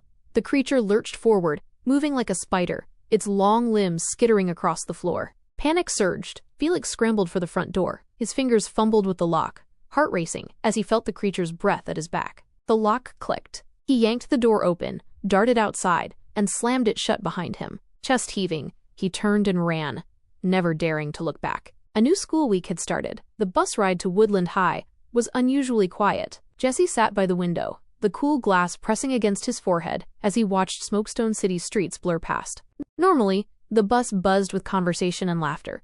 But today, silence hung heavy like a thick fog. His friends, Felix, Charlotte, and Mariah, sat scattered across the seats, each lost in their own dark thoughts. When he greeted them that morning, all he got were half-hearted haze and nods. Something felt wrong. He kept glancing at Mariah, whose eyes were red and puffy. She stared blankly out the window, clutching her sketchbook but never opening it. Jesse had seen the news about Tiffany, and his heart twisted at the memory of how happy Mariah used to be around her. He scooted over to her seat, his voice soft. "Hey," he murmured, "you okay?" Mariah didn't respond right away. Her fingers tightened around the sketchbook, as if it was the only thing grounding her to reality. Finally, she whispered, "It's just hard." Jesse nodded, putting a hand on her shoulder. "I'm here for you. All of us are." She gave a faint, fleeting smile, but didn't meet his gaze. When they arrived at school, the halls felt no different than the bus, cold, silent, and weighed down by a collective grief. Posters of missing students lined the walls, and some lockers had pictures and flowers taped to them as makeshift memorials. Jesse passed Tiffany's locker, now covered with notes and candles. His stomach churned. In history class, Mr. Perry's eyes were somber as he handed out assignments. After class, Jesse lingered by his desk. "Mr. Perry," Jesse said, voice low, "what do you think's going on? Why are so many people disappearing?" Mr. Perry sighed, rubbing his temples. "It's devastating, Jesse. It's hard to see so many students vanish, kids I taught, faces I remember." He paused, glancing around as if weighing his words. "It's insane how frequent it's become, and I don't think we're far from—" The bell rang, cutting him off. Jesse frowned. "Far from what?" Mr. Perry shook his head and gave a tight smile. "Stay safe, Jesse. We'll talk another time." At lunch, Jesse made his way to the usual table. His friends sat there, but the life was drained from their circle. Charlotte picked at her food, her fork barely moving. Felix stared into space, dark shadows under his eyes. Mariah sat rigidly, her tray untouched. Jesse sat down, watching them carefully. "Hey guys," no one answered. Damien, sitting next to Felix, looked at his brother with a mix of worry and fear. Jesse caught the glance and raised an eyebrow. Damien definitely knew something, but he kept silent, waiting for someone else to speak. Jesse leaned closer. "Felix, you okay?" Felix's eyes flicked up, haunted and hollow. "Yeah, fine." Jesse wasn't buying it. He looked from face to face. "This isn't just about Tiffany, is it?" No one replied, but the fear in their eyes said everything. Something was very wrong, and it was more than grief, it was terror. Jesse sat back, folding his arms as he waited for someone to break the thick, suffocating silence that hung over the table. The tension felt like a coiled spring, ready to snap. His eyes darted between Felix, Charlotte, Mariah, and Damien. He could tell that something unspoken connected them, something dark. Felix was the first to speak. He exhaled sharply, shaking his head like he was struggling to push the words out. "It was my brother." Jesse frowned. "Damien?" "No," Felix whispered, his voice trembling. "Zach." The weight of the name crashed into the group like a thunderclap. Jesse leaned forward. "But Zach's dead." Felix nodded, gripping the edge of the table so hard his knuckles turned white. "I know, but I saw him. He spoke to me through the TV." Mariah blinked, confusion mixing with disbelief. "Through the TV?" "Yeah," Felix said, his voice dropping lower. "At first, it was just static. Then words started appearing, my name. Accusations. It kept asking me why I killed him." "Felix," Jesse began, but Felix held up a hand, his eyes blazing with desperation. "I know how it sounds, but I swear it was real. The TV spelled out everything I've tried to forget. It said I shot him, and then," his voice cracked, "I saw him. He looked wrong. His eyes were black, his body twisted like something out of a nightmare, and he came for me. I barely got out before he—" Felix couldn't finish. Mariah covered her mouth. Oh my God. Damian slammed his hand on the table. Felix isn't crazy, he snapped. I know what he saw. I believe him. Jesse's mind raced as he processed Felix's story. But before he could respond, Charlotte's quiet voice pierced the heavy air. I believe him too, she said softly. The table went still. All eyes turned to Charlotte. Her gaze dropped to her lap, her fingers twisting together nervously. Because something happened to me too. Jesse leaned closer. Charlotte, what do you mean? She hesitated, her breath shaky. When I was younger, a man my dad knew, he assaulted me. Her voice broke, but she forced herself to continue. He almost raped me. He was choking me. I was just a kid, but I grabbed anything and hit him, hard. I ran away, and my parents called the police. They arrested him. He's still in prison. The group sat in stunned silence as the weight of her words sank in. Charlotte lifted her head, her eyes brimming with tears. The night the lights went out at school, I saw him, or something like him. He was there, in the dark. I could feel him. I could smell him. It was just like before. She swallowed hard. But it wasn't him. It was worse. It was a monster. Jesse felt his stomach drop. The pieces were falling into place, pieces he didn't want to believe, but couldn't ignore. What's happening to us? No one had an answer. Charlotte's hands trembled as she gripped the edge of the lunch table, her voice low and shaky. After the man stopped hitting the stall, I saw something else.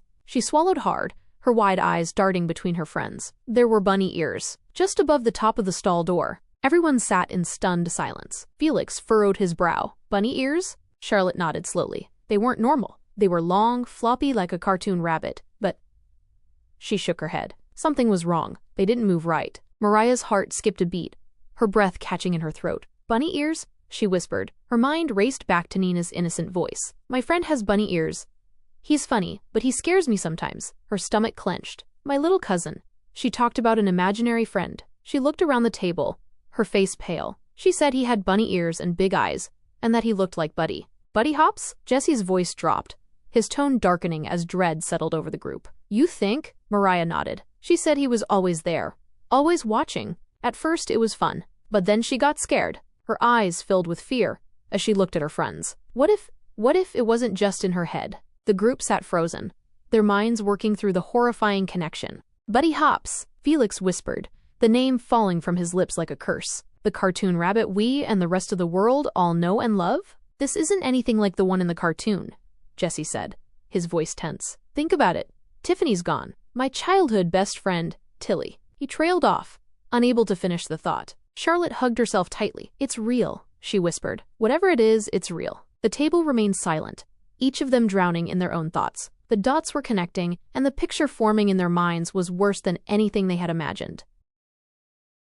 Chapter 6. The sun hung low in the sky as Jesse, Felix, Mariah, Charlotte, and Damian walked together, each of them silently feeling the weight of the strange events that had unfolded over the past week. Safety in numbers, they figured. None of them wanted to be alone after everything they'd seen. Joining them were Damian's two closest friends, Amari and Alvin, whose constant bickering added a faint sense of normalcy to the uneasy group. I'm telling you, Alvin said with a smirk. My mom makes the best gumbo. Your mom's doesn't even come close. Damian scoffed, shaking his head. Boy, please. Your gumbo tastes like dishwater. My mom puts so much shrimp and sausage in hers. It's a full meal, not soup. You wouldn't know real gumbo if it hit you in the face. Oh, you mean like how you don't know what a real haircut looks like? Damian shot back with a grin. Keep talking, and I'll show you what these fists look like. Amari groaned, rolling her eyes as the two continued to squabble. Will you guys shut up? You've been arguing since we left. When they reached the corner store, they broke off into smaller groups to grab snacks and food for the night. Inside, the air smelled like fried chicken and cinnamon candy, a comforting, familiar scent that seemed to cut through the tension. The fluorescent lights buzzed overhead as they moved through the aisles, picking out chips, sodas, and everything else they would need for another long night at Jesse's house. Mariah and Charlotte lingered near the back of the store, eyeing the candy rack, when a young girl with bright eyes and messy pigtails approached them. Hi, she chirped, holding out a handful of stickers with a wide grin. Do you like Buddy Hops? He's my favorite. The girls exchanged a nervous glance before offering polite smiles. They didn't want to upset the girl.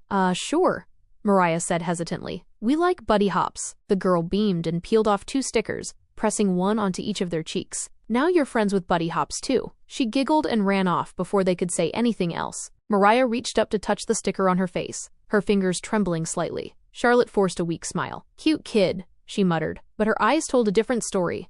There was no comfort in the gesture. They rejoined the others at the checkout. As they piled their food onto the counter, The cashier, a young woman with striking red goddess braids, black lip gloss, and sharp eyeliner, looked up and gasped. Her eyes lit up with recognition. "Mariah? Charlotte?"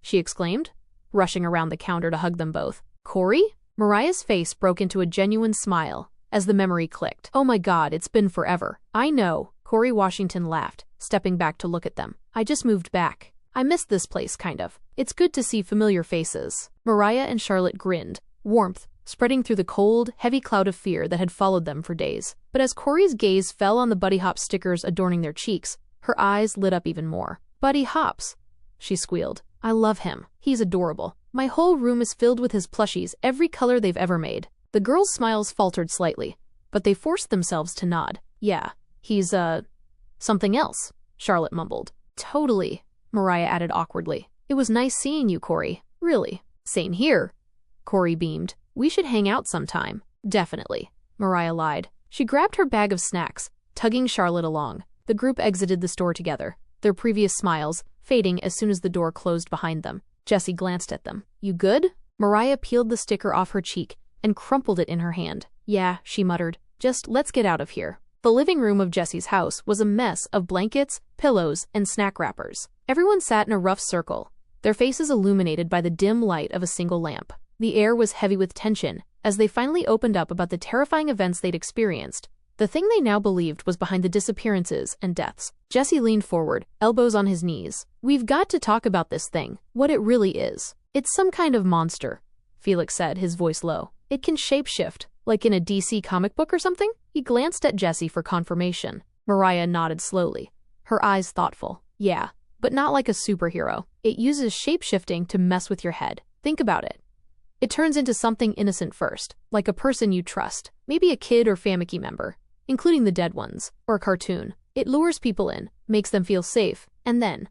She made a quick snapping motion with her hands. "It turns into something terrifying, confuses them, paralyzes them with fear." Charlotte shivered, her arms wrapped tightly around her knees. It was Buddy Hops. It looked like Buddy Hops's ears, but it wasn't. Something about them. They weren't right. Amari, chewing on a piece of gum, narrowed her eyes. "But if it's a monster, why didn't it attack the janitor? When he came to help Charlotte, it ran. Why wouldn't it just kill him too?" The room went silent. No one had an answer. They exchanged uneasy glances, the question hanging in the air like a heavy fog. "Maybe," Jessie began hesitantly, "maybe it doesn't like older people. Maybe it eats younger flesh. If it eats people..." That still didn't explain why it didn't kill the janitor for his interruption. More confusion filled the room. Felix clenched his fists. "So it's not just a killer. It's a hungry hunter." Amari frowned. "And it's smart." Jessie rubbed the back of his neck. "I think we need help. We can't do this on our own." "From who?" Felix asked. "Who's going to believe us?" Jessie leaned back, eyes distant. "Mr. Perry." "Wait." Damien raised a skeptical brow. "That's the weirdo teacher people talk about? The one who's into Bigfoot and stuff?" "Yeah," Jessie said with a small grin. "That's him." "You want to talk to a conspiracy theorist?" Amari asked incredulously. "He's not just some conspiracy nut," Jessie argued. "He knows things. Stuff about folklore, myths, creatures people think don't exist. If anyone's going to believe us, it's him." The room was quiet again as they processed Jessie's suggestion. One by one, they nodded. "All right," Felix said. "We talk to him tomorrow." Mr. Perry greeted Jessie and his friends with a curious expression as they entered his cluttered, dimly lit classroom. The shades were drawn, casting long shadows across the room, where various artifacts and strange posters of mythical creatures decorated the walls. He gestured for them to sit, folding his hands on his desk. "So," he said, "what brings all of you here after hours?" Jessie cleared his throat. "Mr. Perry, remember when we talked about the missing and dead students?" Mr. Perry's expression grew somber. "Of course, Jessie. It's a tragedy." Jessie exchanged glances with Felix, Charlotte, and Mariah before continuing. "We think we know what's behind it. We've seen something not human." His words hung in the air, heavy with fear and urgency. Mr. Perry leaned forward, his eyes narrowing. "Go on." One by one, the group described their encounters: Felix's terrifying vision of his brother, Charlotte's bathroom attack, and the strange figure Mariah's cousin Nina had mentioned. The room seemed colder as they recounted the horrors. Mr. Perry's eyes never left them. When they finished, silence pressed in around them. Mr. Perry stood slowly, moving behind his desk to a drawer. His hand trembled as he reached inside and withdrew a thick, worn leather book with strange symbols etched into its cover. He flipped it open, carefully turning yellowed pages. Finally, he stopped. "Herodolans," he whispered, running his finger across the faded heading. The group leaned closer, their breaths caught in their throats. Jesse's eyes scanned the grotesque illustration of a shape-shifting monstrosity. Mariah bit her lip as Charlotte shuddered. Mr. Perry looked at them, his voice low and grim. "What you're dealing with, it's beyond anything you can imagine." Mr. Perry's voice was low and measured as he began to read from the worn yellowed pages of the book. Herodolans are believed to be extraterrestrial beings originating from far beyond Earth's atmosphere. Their arrival is heralded by falling meteors, strange and unnatural in appearance. Where these meteors truly come from remains unknown. The group listened in tense silence, eyes wide as they absorbed every word. Once the meteor crashes, the creature within emerges a grotesque black, shapeless entity covered in eyes that blink and dart independently. Its limbs are unnaturally long and flexible, and it has no discernible face. However, as it matures, it gains the ability to shapeshift into almost anything it has observed: people, animals, even fictional characters. Some have even said that it was able to shapeshift into things from their memories, especially if it was involved with some sort of trauma. Their main targets were mostly children and young adults. Charlotte clenched her fists. It's just like what we've been seeing." Mr. Perry nodded grimly and continued. "The most terrifying trait of the Herodolon is its strategy. It shifts into forms humans associate with innocence or familiarity to lure its prey something harmless, safe. But when it's too late, it reveals its true, monstrous form, a corrupted version designed to evoke maximum fear. They have also shown that they can also have a favorite form they like to stay in most." Mariah stiffened. "That explains why it keeps showing up as Buddy Hops?" Mr. Perry glanced at her before returning to the text. "Their abilities extend beyond mere transformation. They can bend reality within a limited area, possibly see memories of your loved ones to use them against you, distorting perception and making escape nearly impossible for victims." Amari shook her head, leaning back with a frown. "It's giving Stephen King vibes," she muttered under her breath. Mr. Perry managed a thin smile, but didn't slow down. "There are records, ancient stories from long-forgotten civilizations, where warriors documented battling these creatures. They learned that the Herodolans feed on fear. Without fear, their powers diminish. Fear is the fuel that sustains them, making them more dangerous the more terrified their victims become." Jesse tightened his jaw, gripping his chair as Mr. Perry read on. "When the ancients discovered the creature's weakness, they sent out their bravest to hunt and destroy them. According to legend, the Herodolans were all wiped out, but there were fears that more meteors might fall. No one ever found any. Not until now." The room fell silent. The only sound was the creak of Mr. Perry's chair as he leaned back, the weight of his words sinking into the group's minds. The room grew even colder as a voice pierced the tension from behind them. "Sounds like a bunch of crazy talk," said Sebastian Prince, leaning casually against the doorway, his arms crossed and a smirk on his face. Everyone turned sharply, their eyes narrowing with immediate disdain. "What do you want?" Jesse snapped, his tone filled with annoyance. Sebastian shrugged, stepping into the room. "Nothing much. I just happened to be walking by and overheard your little meeting. Fascinating stuff, really." He let out a dry chuckle. "A monster that feeds on fear and shapeshifts into cartoon characters. That's straight out of a bad horror flick." Charlotte glared at him, her fists clenched. "Then leave if you think it's so ridiculous." He raised a hand in mock surrender. "Calm down. I didn't say I don't believe you to an extent. If that's what took my childhood friends all those years ago, then I want in. I want to help, and I want to get revenge." A collective scoff filled the room. Mariah crossed her arms, her eyes burning with disdain. "Why would we ever trust someone like you?" Jesse added, "And why would we ever work with a heartless bastard who treats people like shit?" Sebastian flinched slightly, a flash of vulnerability flickering across his face. He hesitated before letting out a deep breath. "I deserve that." Everyone remained silent, watching him closely as he continued. "I'm not asking for forgiveness. I know what I've done. But you need to understand, my friends back then, my real friends, they weren't like me. They were poor, like you. We grew up together. They didn't care that I was rich, and I didn't care that they weren't. We were just kids. We made up stories, played games, and I loved them like family." He looked down, his voice growing softer. "Then my father found out I was sneaking over to the poor side of Smokestone. He was furious. He dragged me home, beat me senseless, and forbade me from ever seeing them again. To him, they were beneath us." Jesse's jaw tightened, but he didn't speak. Sebastian clenched his fists. "I never got to say goodbye. And then, not long after, they all disappeared. No trace, nothing. I've lived with that guilt every single day." His voice wavered. "I thought maybe if I was perfect, if I made my father proud, it would stop hurting. So I bullied people. I crushed anyone I thought was weaker than me, because I thought that's what he wanted." He looked up, his eyes full of regret. "But it didn't work. It never worked. And I became everything I hated." The room was silent. "I don't need you to forgive me. I probably don't deserve it. But if this creature, is what took my friends.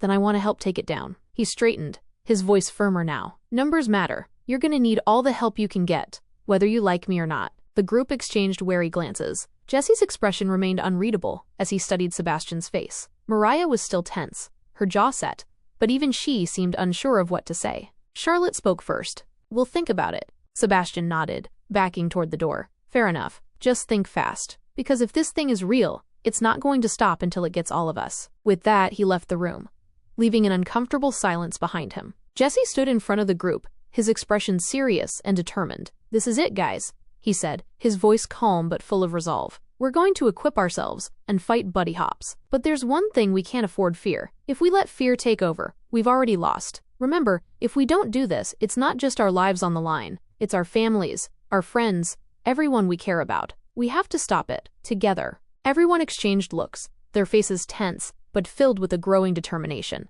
"I'm in," Mariah said, her fists clenched at her sides. "We've come too far to back down now." Felix gave a firm nod. "I'm ready, whatever it takes." Charlotte swallowed hard, but nodded. "We can do this, we have to." Even Damien, standing with Amari and Alvin, wore a serious expression. "I'm not scared. I'm ready too." Mr. Perry, who had been quietly observing, stepped forward. "I'll do everything I can to help. We'll need more than bravery, though." According to the cryptids book, these creatures usually return to the place where they first landed on Earth to hide. If that's true, Buddy Hops has a lair somewhere here in Smokestone. Jesse frowned in thought. Someplace out of reach. Someplace people don't go anymore. Felix perked up. "There are tons of abandoned places around here. The old amusement park, the factories by the docks, even the drainage tunnels on the outskirts of town." Damien shook his head. "Splitting up sounds like a bad idea. Haven't you ever watched a horror movie?" Charlotte nodded quickly. "We should stay together. Safety in numbers." Jesse took a deep breath. "I get it, but searching everywhere as one group would take forever. We don't have that kind of time." A tense silence fell over the room. Mariah sighed. "If we split into pairs, we can cover more ground, but still have backup. It's risky, but it's our best shot." After a moment, everyone reluctantly agreed. Jesse turned to Mr. Perry. "We'll meet you in front of the school tomorrow, after dismissal. We'll map out where to search from there." Mr. Perry nodded. "Be ready. That thing won't make this easy. And remember what I told you. It thrives on fear. You have to stay calm, no matter what." The weight of his words hung heavy as the group prepared to leave. Jesse glanced at each of his friends, seeing both fear and determination in their eyes. "Tomorrow," he said quietly, "we finish this." Chapter 7. The sun had barely risen when everyone gathered in front of Woodland High. A fog clung low to the streets, the eerie atmosphere setting the tone for the day. Mr. Perry stood by his car, flipping through the pages of the cryptids book as Jesse, Felix, Charlotte, Mariah, Damien, Alvin, and Sebastian joined him. Their faces were a mix of determination and fear. "All right," Mr. Perry began, addressing the group. "We need to split up to cover more ground. Each of you must stay sharp, and, most importantly, do not give in to fear. That's how it thrives." He paired Sebastian with Alvin and Damien, tasking them to search the drainage tunnels that wound through the outskirts of Smokestone City. "Watch your backs down there," he warned. Charlotte, Felix, and Amari were assigned to explore the long-abandoned church on Oak Ridge Avenue. "That place has a history of disappearances," Mr. Perry noted. "Be careful in the crypts beneath it." Lastly, Jesse, Mariah, and Mr. Perry would investigate the old mall Smokestone, closed for over a decade. Its skeletal remains loomed over the city like a forgotten tomb. Everyone nodded, adrenaline coursing through their veins. As the groups began to move, Jesse gently pulled Mariah aside. His hands trembled slightly as he took hers into his. "Mariah," he whispered, his eyes locked on hers. I need you to know something before we go out there." He swallowed hard, his heart racing. "I'm going to protect you no matter what happens. I don't care what it takes. I'll keep you safe." Mariah's breath caught in her throat. The weight of his words wrapped around her heart, and for a moment, the darkness of their mission faded. "Jesse," she said softly. She squeezed his hands, her voice steady despite the chaos inside her. "I like you too. I've liked you for a long time." She felt a bit of nervousness, not just because she confessed her true feelings, but because of something that was on her mind. Their eyes met. Unspoken feelings filling the space between them. For a fleeting second, it was just the two of them. "Are you two ready?" Mr. Perry's voice cut through the moment like a blade. Jesse and Mariah jolted apart, their faces flushing with embarrassment. "Yeah, we're ready," Jesse replied, clearing his throat. Mariah smiled softly at him before they turned to rejoin the group, their unspoken bond a new source of strength. They each headed off into the unknown, the weight of what lay ahead heavy on their shoulders. Fear may have been their enemy, but together, they would face whatever horrors Smokestone had in store. Felix watched Jesse and Mariah with a blank expression as they rejoined the group, but he said nothing. He simply adjusted the strap of his backpack, the bat handle sticking out behind him, and followed the others. Mr. Perry handed out walkie-talkies. Use these if your phones lose signal. Stay in constant contact. His gaze was stern. Remember, fear is your enemy. With a final nod, everyone split into their groups. Sebastian, Damian, and Alvin trudged through the muddy entrance to the drainage system. The air was damp, thick with the smell of mildew. Water dripped somewhere in the distance, a steady, maddening rhythm. Sebastian muttered under his breath, eyeing the grime smearing his expensive jeans. Of all places, why the sewers? This is disgusting. Damian shot him a sideways glance, gripping the flashlight tighter. Gotta get your hands dirty sometime. That's easy for you to say, Sebastian snapped, stepping over a puddle, but landing in another. He cursed under his breath, wiping his shoe on the concrete. Alvin, quiet until now, turned with a grin. Man, just don't fall in. Sebastian said nothing. They ventured deeper, the tunnel narrowing. Shadows danced on the slick walls as their flashlights swept ahead. Every sound echoed around them, a reminder that they were far from alone. Felix, Charlotte, and Amari stood outside the decrepit church on Oak Ridge Avenue. Time had not been kind to it.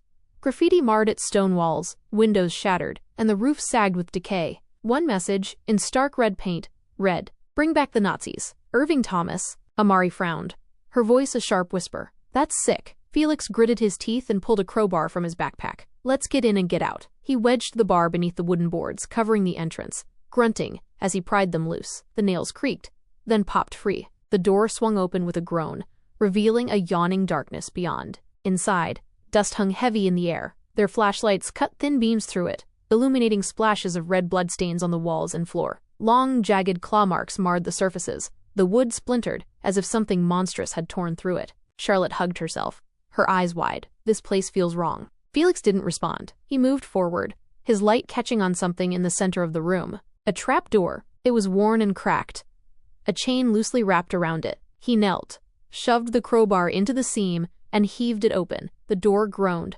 revealing a narrow set of steps leading into darkness. They descended slowly, their breaths shallow. The basement was cramped, the ceiling so low Felix had to crouch. Against the far wall, a skeleton slumped, its bony fingers clutching a decaying notebook. Charlotte swallowed hard.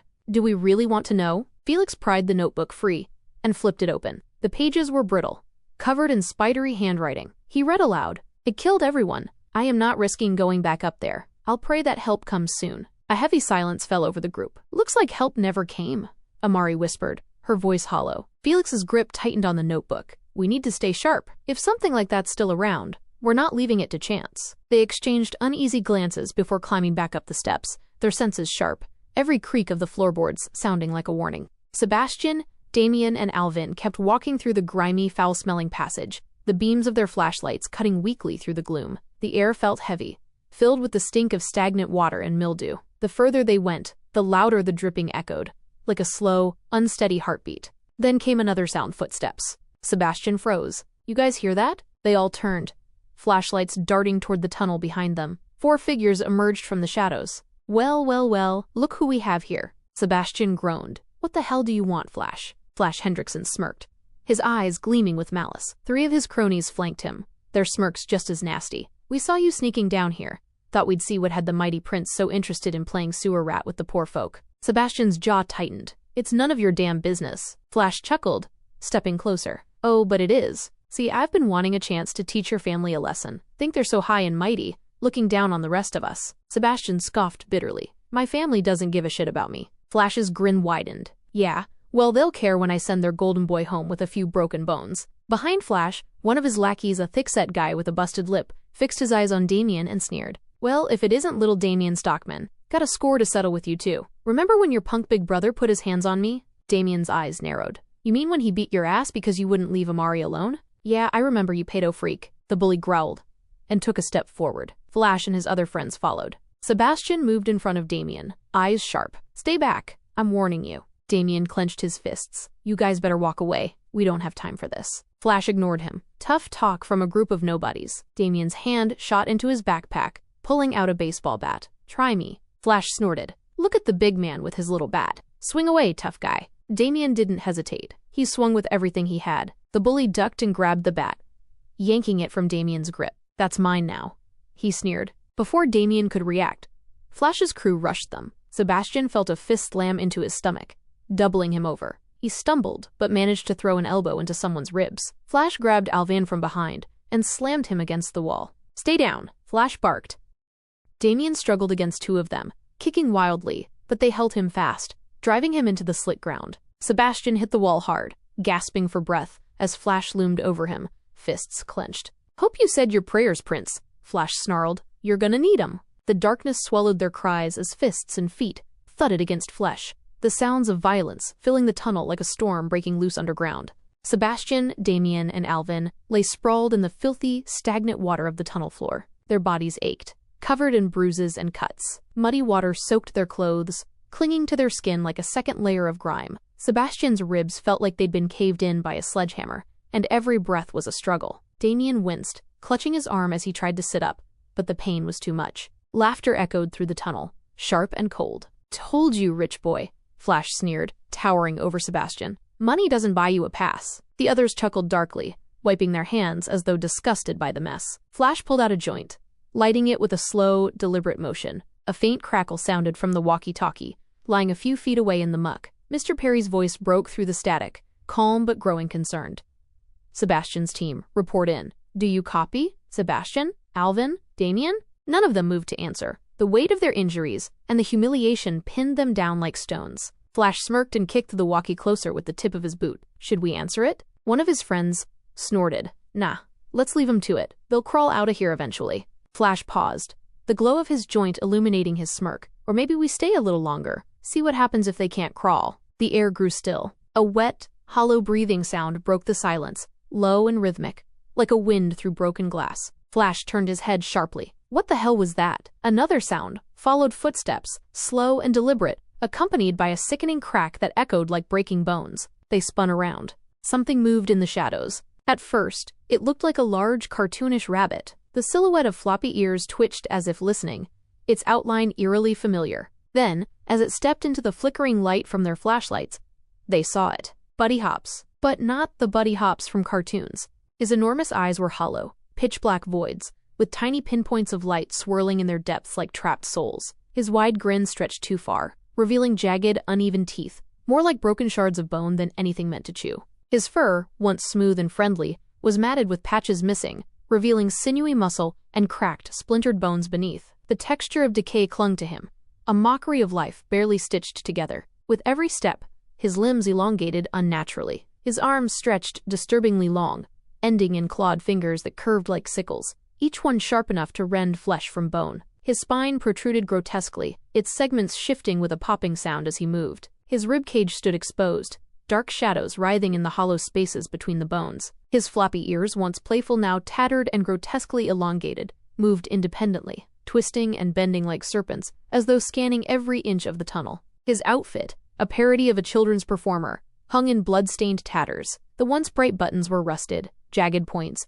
and dark streaks resembling dried blood covered his shredded overalls. The monster smiled. Flash and his crew stood frozen, eyes wide with terror. Flash opened his mouth to speak, but no sound came. His cigarette slipped from his lips and hissed as it hit the water. Buddy Hops tilted his head, the motion slow and deliberate, as if savoring the fear radiating from them. His grin widened further. Then he moved, a blur of claws, sinew, and teeth. His distorted form jerked and twitched, as if broken strings guided his limbs. Every snap of his joints reverberated in the narrow tunnel. The only thing louder than the sound of his approach was their screaming. The tunnel was deathly silent. Buddy Hops stood motionless, his grotesque form casting a jagged, distorted shadow against the curved concrete wall. His hollow, black eyes reflected nothing but the void. His crooked grin remained wide, a mockery of joy that stretched far beyond the boundaries of anything human. Flash and his bullies stood rooted in place, their terror palpable. Flash swallowed hard, forcing himself to speak. I get it," he muttered, voice trembling before finding false bravado. This is a prank, right? Some loser in a suit, cosplay or whatever. People make costumes look real as hell these days." He glanced nervously at his friends, trying to summon their courage. "It's fake, right?" One of the bullies, pale and sweating, nodded weakly. Yeah, just some nerd with too much time on their hands." But none of them moved. Flash clenched his fists, stepping forward with shaky bravado. "All right, enough. Say something. Who's behind this?" His eyes flicked nervously to Buddy Hops. "Come on, say something, you freak." Buddy Hops tilted his head ever so slightly. Crack. The sound echoed like a splintering branch. Then, without warning, his jaw snapped open. Rows of jagged, uneven teeth gleamed in the dark as his mouth unhinged, far wider than humanly possible. In one swift motion, he lunged. Flash's scream died in his throat as Buddy Hop's teeth clamped down on his neck and ripped his head clean off. Blood arsed through the air, splattering the tunnel walls as the severed head thudded to the ground, rolling into the filthy water with a sickening splash.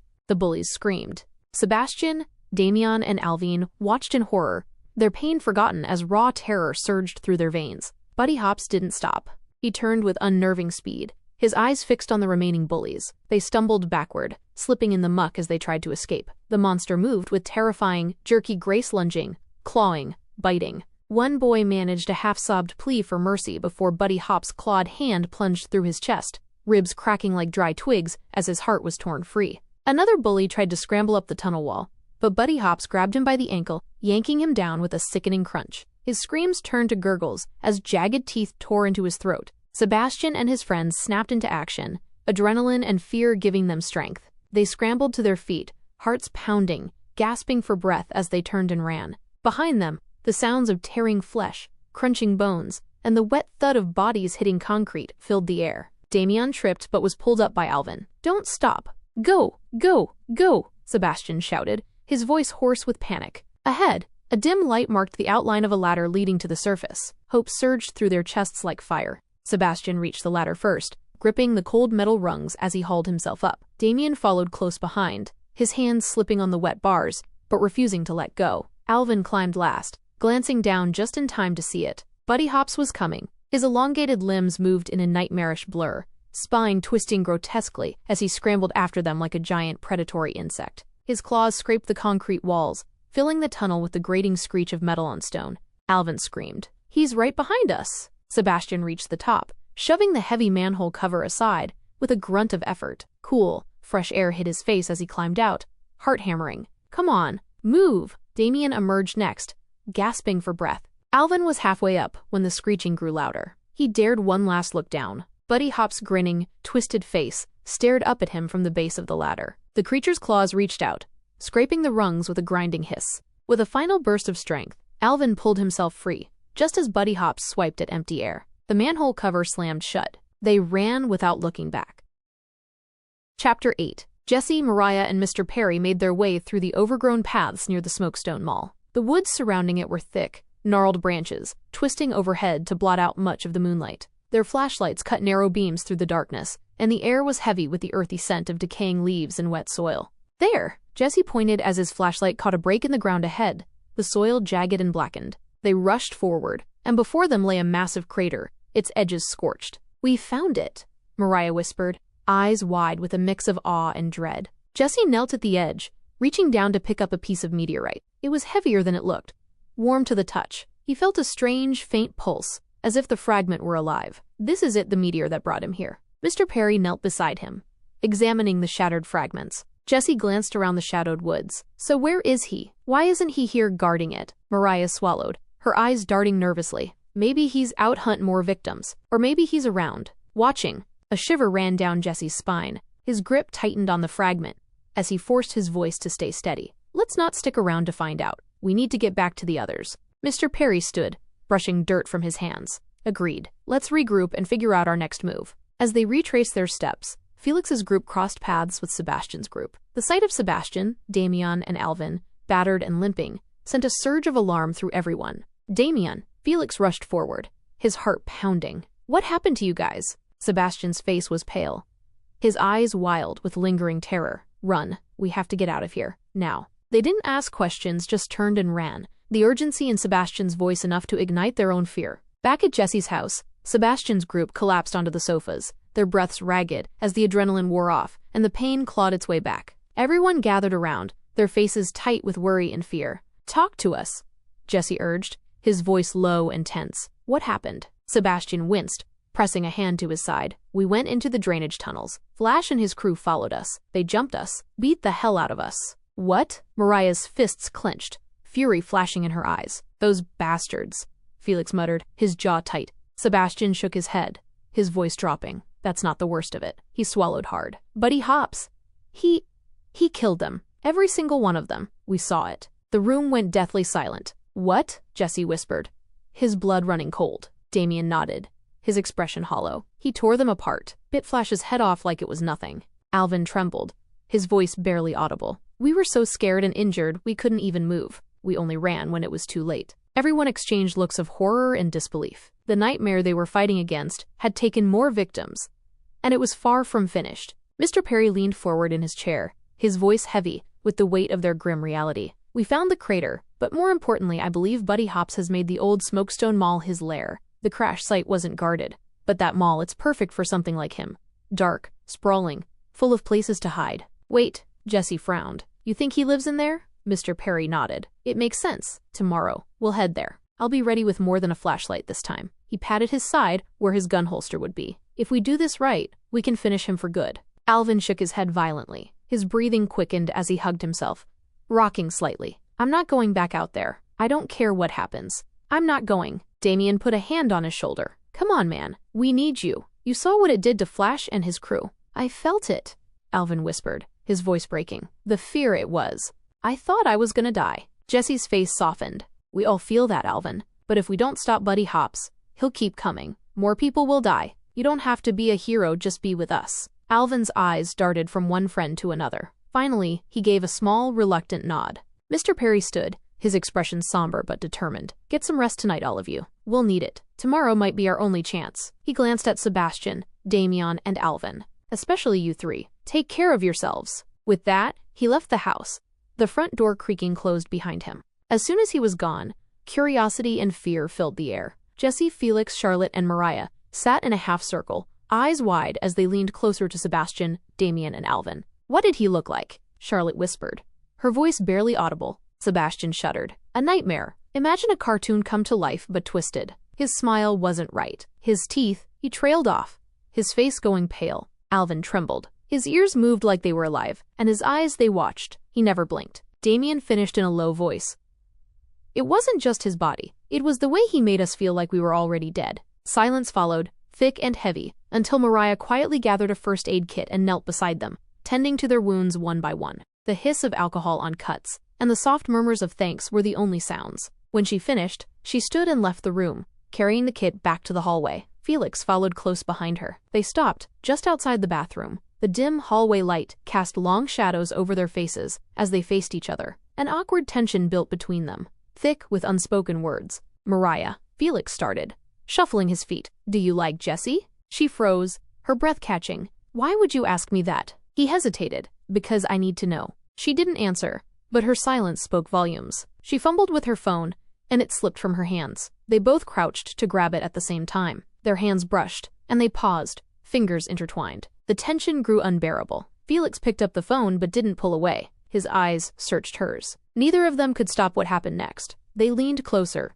breathing in the same air, their hearts racing. Felix's hand trembled as he touched her cheek, and their lips met in a slow, tentative kiss. The hallway blurred around them, the moment stretching on, sweet and painful, all at once. "I can't believe you." Jesse's voice cut through like a knife, cold and sharp. They broke apart, turning to see him standing there, his face a storm of anger and hurt. "You," his fists clenched at his sides. "The rumors about your mom must be true. You're just like her." Mariah's eyes widened in shock. The sting of his words hit deep, and tears welled up instantly. She stepped back, her voice trembling. "Jesse, how could you say that?" He opened his mouth as if to take it back, but no words came. Tears spilled down her cheeks. She turned and ran, the door slamming behind her as she fled into the night. Jesse stood frozen, his heart pounding in his chest. Guilt clawed at his insides, but the hurt was stronger. Felix's voice was quiet, pained. "It was an accident. I'm sorry." Jesse shook his head, his voice breaking.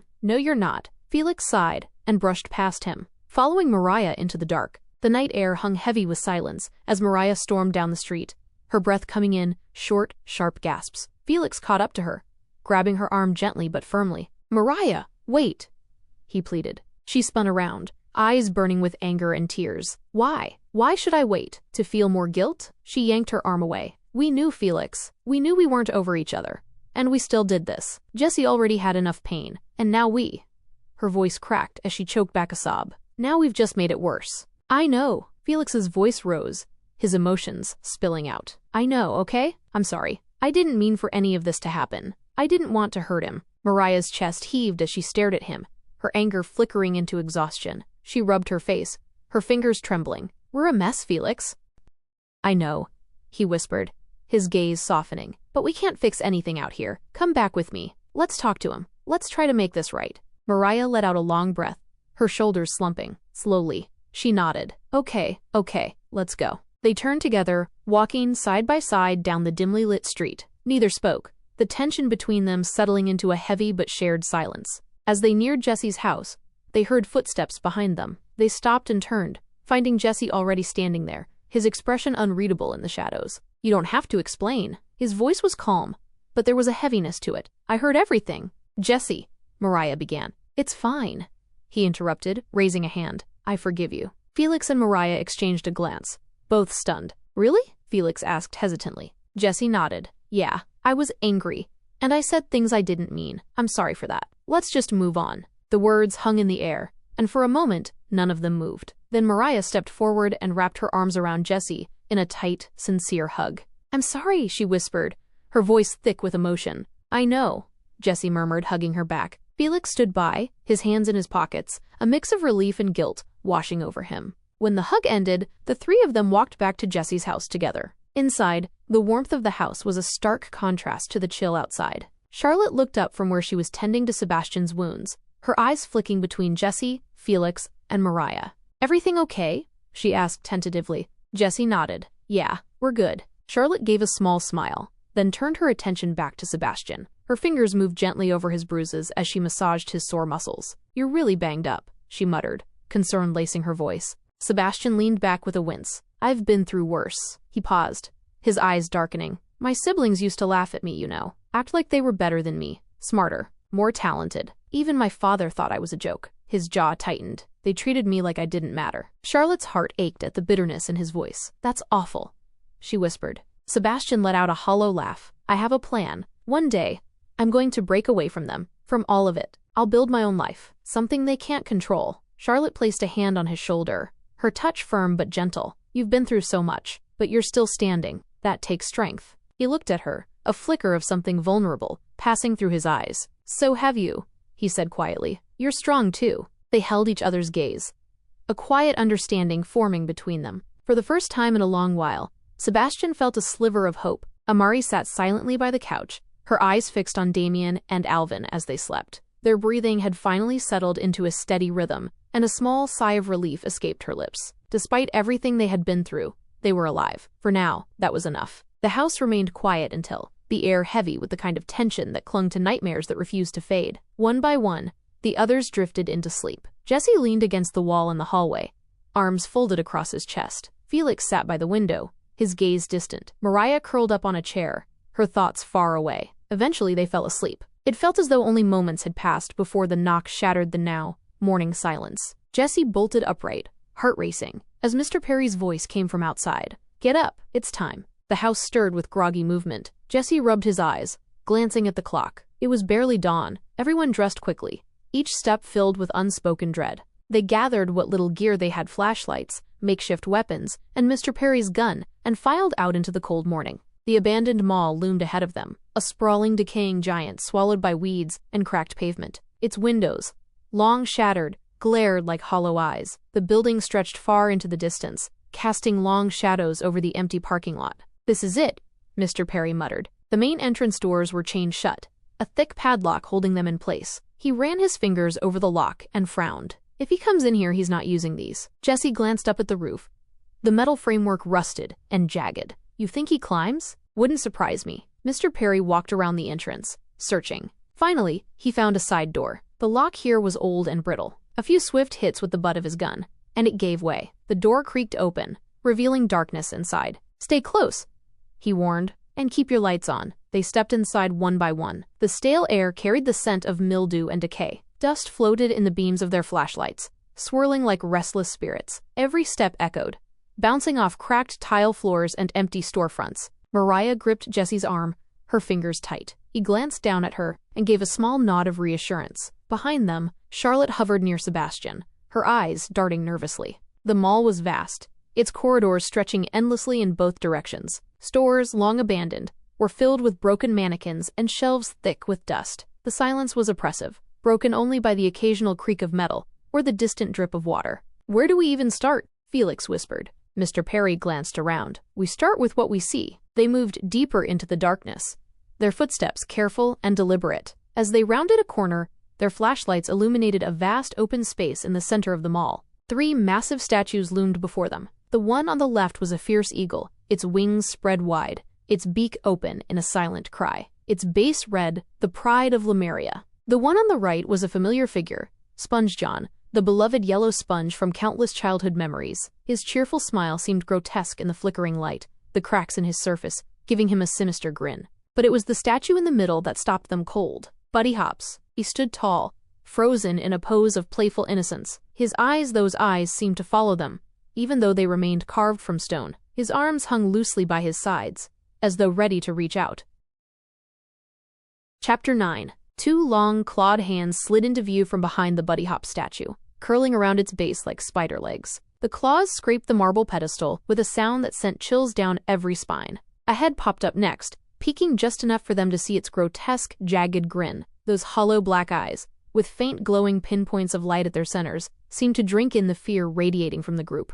"Stay calm," Mr. Perry whispered, gripping his pistol tighter. His voice wavered slightly. "Remember, don't be afraid. It can't hurt you if you—" Buddy Hop shifted fully into view, stepping out from behind the statue with a fluid, almost playful motion. His body elongated unnaturally as he stood straight, his ears twitching and twisting as though tasting the air. His exposed ribs writhed with shadowy tendrils that coiled and slithered beneath his decaying flesh. Charlotte's breath hitched as she grabbed Sebastian's arm. Mariah pressed closer to Jesse, her nails digging into his sleeve. Buddy Hops began to walk forward, his clawed feet scraping the ground. Mr. Perry swallowed hard, raising his pistol. His hands shook as he aimed. "Remember, don't be afraid." Buddy's grin widened. His ears twitched. He took another step closer. Bang! The gunshot echoed through the empty mall, a deafening crack that momentarily drowned out the sound of their pounding hearts. The bullet hit Buddy Hops square in the forehead. His head snapped backward at an impossible angle, bending so far that his ears nearly touched the ground. The group froze, breathless. "Did it work?" Charlotte whispered. Buddy Hops stayed bent for a heartbeat. Then, too, slowly, with a sickening, wet squelch, the bullet began to push itself out of his skull. It dropped to the floor with a metallic clink. The creature straightened. His grin had stretched even wider, splitting the corners of his mouth as if in mockery of their hope. His claws twitched. "Run!" Mr. Perry screamed, panic thick in his voice. Buddy Hops moved faster than their eyes could follow, his claws a blur as he grabbed Mr. Perry by the throat. The older man's confidence crumbled, his eyes wide with sheer terror. Don't be afraid," he gasped, but his own fear betrayed him. Buddy opened his mouth and sank his jagged teeth into Mr. Perry's neck. Blood spurted out in a dark stream as he tore away a chunk of flesh. He chewed slowly, savoring it, before swallowing with a grotesque gulp. Mr. Perry's body went limp. With a flick of his arm, Buddy tossed him aside like a rag doll. The group screamed. Jesse's heart slammed against his ribs. Go! Go! They turned toward the entrance, but a writhing mass of dark, sticky substance now covered the door. It pulsed like a living thing, blocking any escape. The panic spread like wildfire. "What do we do?" Felix shouted, his voice cracking. "Split up!" Jesse yelled, the words leaving his mouth before he could think them through. "Split up and hide!" They scattered, their flashlights bobbing wildly as they disappeared into the shadows. Buddy Hops's ears twitched as he watched them flee. A low, guttural chuckle rumbled from deep within his chest. Charlotte sprinted up the frozen escalator, her breath hitching with every step. Her footfalls echoed in the hollow mall as she darted into a department store, the eerie silence broken only by her ragged breathing. Rows of clothing racks stood like sentinels, their shadows stretching like grasping fingers. The mannequins, many missing limbs, stood with crooked poses, their hollow eyes watching her. She ducked behind a display of tattered coats, pressing her back against the wall as she peeked through the gaps between the hanging clothes. Her heart pounded in her ears. Suddenly, a mannequin toppled to the ground with a hollow thud. Charlotte bit her lip to keep from screaming. A shadow loomed at the store entrance. Buddy Hops. He stepped in, his long limbs moving with unnatural grace. His clawed hands brushed against the mannequins as he knocked them over one by one. Each crash sent a jolt of terror through her. She squeezed her eyes shut, silently repeating what Mr. Perry had said. "Don't be afraid." Time stretched. Silence fell. She dared to open her eyes. Buddy Hops was gone. She exhaled, her body trembling, and crawled out from her hiding spot. But as she rose to her feet, her surroundings warped. The walls twisted. Narrow corridors formed where open space once stood. She turned, her breath quickening again. A door appeared at the end of the hallway. Drawn by a force she couldn't explain, Charlotte stepped forward and pushed it open. She froze. The living room of that man. The faded wallpaper. The sagging couch. The place where her worst childhood trauma had come to life. In the corner he sat, the man who had hurt her. His face was hidden in shadow, but his grin stretched unnaturally wide. His eyes, black and hollow, stared through her. Her chest tightened, but she clenched her fists. This isn't real. This is fear. She took a deep breath, the words spilling from her lips, each one strengthening her resolve. You're in prison, rotting for what you did. Her voice didn't shake. I got my justice. You have no power over me anymore. The man stood, his grin shrinking.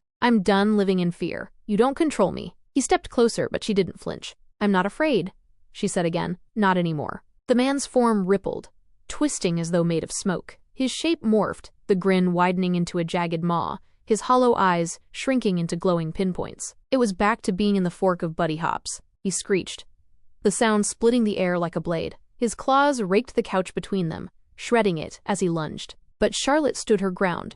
The darkness around her swelled, swallowing everything. When she opened her eyes, she was back in the mall. The mannequins lay scattered. The air was silent. She trembled as she looked around, but her heart was steady. Was it real? She didn't know, but for the first time in a long time she felt free. Jessie bolted into the furniture store, a cavernous space filled with the stale scent of dust and mildew. Rows of sheet-covered couches, towering dressers, and canopy beds formed a maze of shadows and forgotten memories. Dust motes danced in the dim light as he weaved through the labyrinth, his chest tightening with each breath. He crouched behind a wide, dust-caked armchair, his pulse racing. Stay calm, don't be afraid. The sound of heavy, deliberate footfalls echoed through the space. Buddy Hop's had entered. Its elongated shadow stretched across the floor as it moved between the furniture, claws scraping softly against the wooden surfaces. It sniffed the air, its hollow eyes scanning the store with predatory intent. Jessie held his breath, carefully shifting behind a tall dresser as Buddy crept closer. A sudden jolt his elbow knocked over a lamp.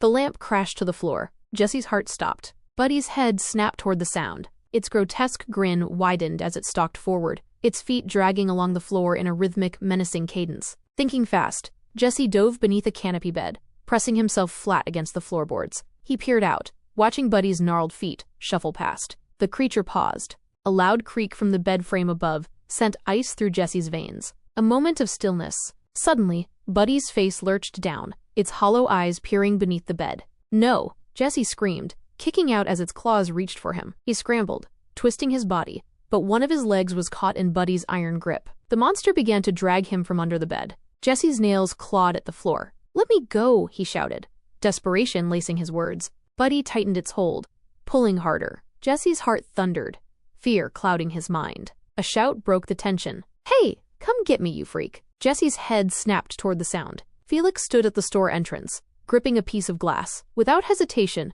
he hurled it at Buddy's head. The glass shattered harmlessly against its bark-like skin. Buddy turned. For a heartbeat, it locked eyes with Felix. Its grip on Jessie's leg loosened as it stood to its full, towering height. Felix, no! Jessie screamed, panic gripping his chest. Buddy's grin stretched wider. It lost interest in Jessie. It lunged after Felix. Felix didn't wait. He spun on his heel and bolted, his footsteps pounding as he raced for the escalators. Jessie scrambled to his feet, his eyes burning with guilt and fear. Felix!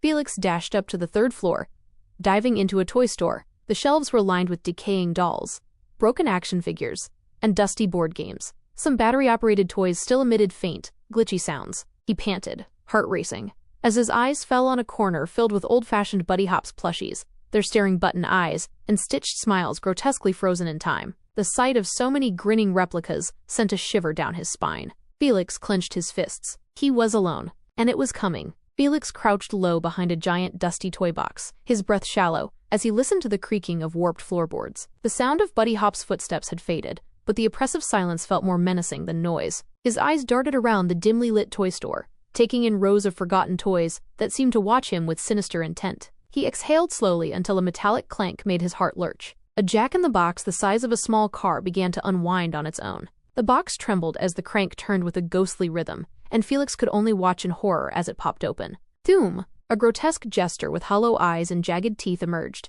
its skeletal grin spreading from ear to ear. The coil beneath it twitched and flexed like a serpent, propelling it forward. The jester's empty sockets fixed on Felix. It crawled spindly arms and clawed fingers scraping across the floor with a terrible screech. Felix's pulse raced. He didn't think. He bolted from behind the box. The jester's hideous echoing laughter filled the air as it pursued him, its coils stretching and contracting with unnatural speed. Felix leapt over a fallen shelf, his sneakers sliding on dust-covered tiles as he dashed for a narrow opening behind the cash register counter. A hallway that hadn't been there before yawned open before him. Felix didn't question it. He ran. The hallway twisted and turned, shadows warping, as the jester's mocking laughter chased him down. He spotted a door at the end, a faint glimmer of hope in the suffocating darkness. He sprinted toward it, lungs burning, but the laughter grew louder. Suddenly, the jester launched its upper body forward, its coil stretching impossibly far. It shot toward him like a spring-loaded nightmare. Felix reached the door and threw it open. He slammed it shut,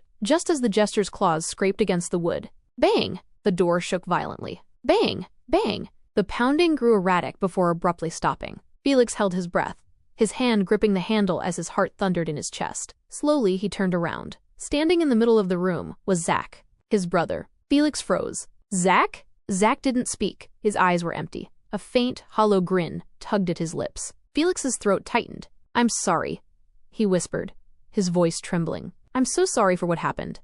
His words faltered as emotions surged. "I know you would have forgiven me," he said, his voice firmer now. "You would have told me it was a mistake, but I've got to move forward. I know you'd want that. You'd want me to be happy." Zach didn't move. Felix took a steadying breath. "But you're not him." His hand slid into his pocket, gripping the pistol he had taken from Mr. Perry's body earlier. He raised it, the barrel shaking as he aimed it at Zach's forehead. "I'm not afraid," he said quietly. He pulled the trigger. The gunshot echoed like a thunderclap. Zach's body jerked violently, spasming as though caught in invisible strings. And then, it twisted and contorted. The grin stretched wider. The figure morphed into Buddy Hops. Its hollow eyes locked onto Felix, and its body moved with a series of grotesque twitches and cracks. Felix stood his ground. Buddy advanced.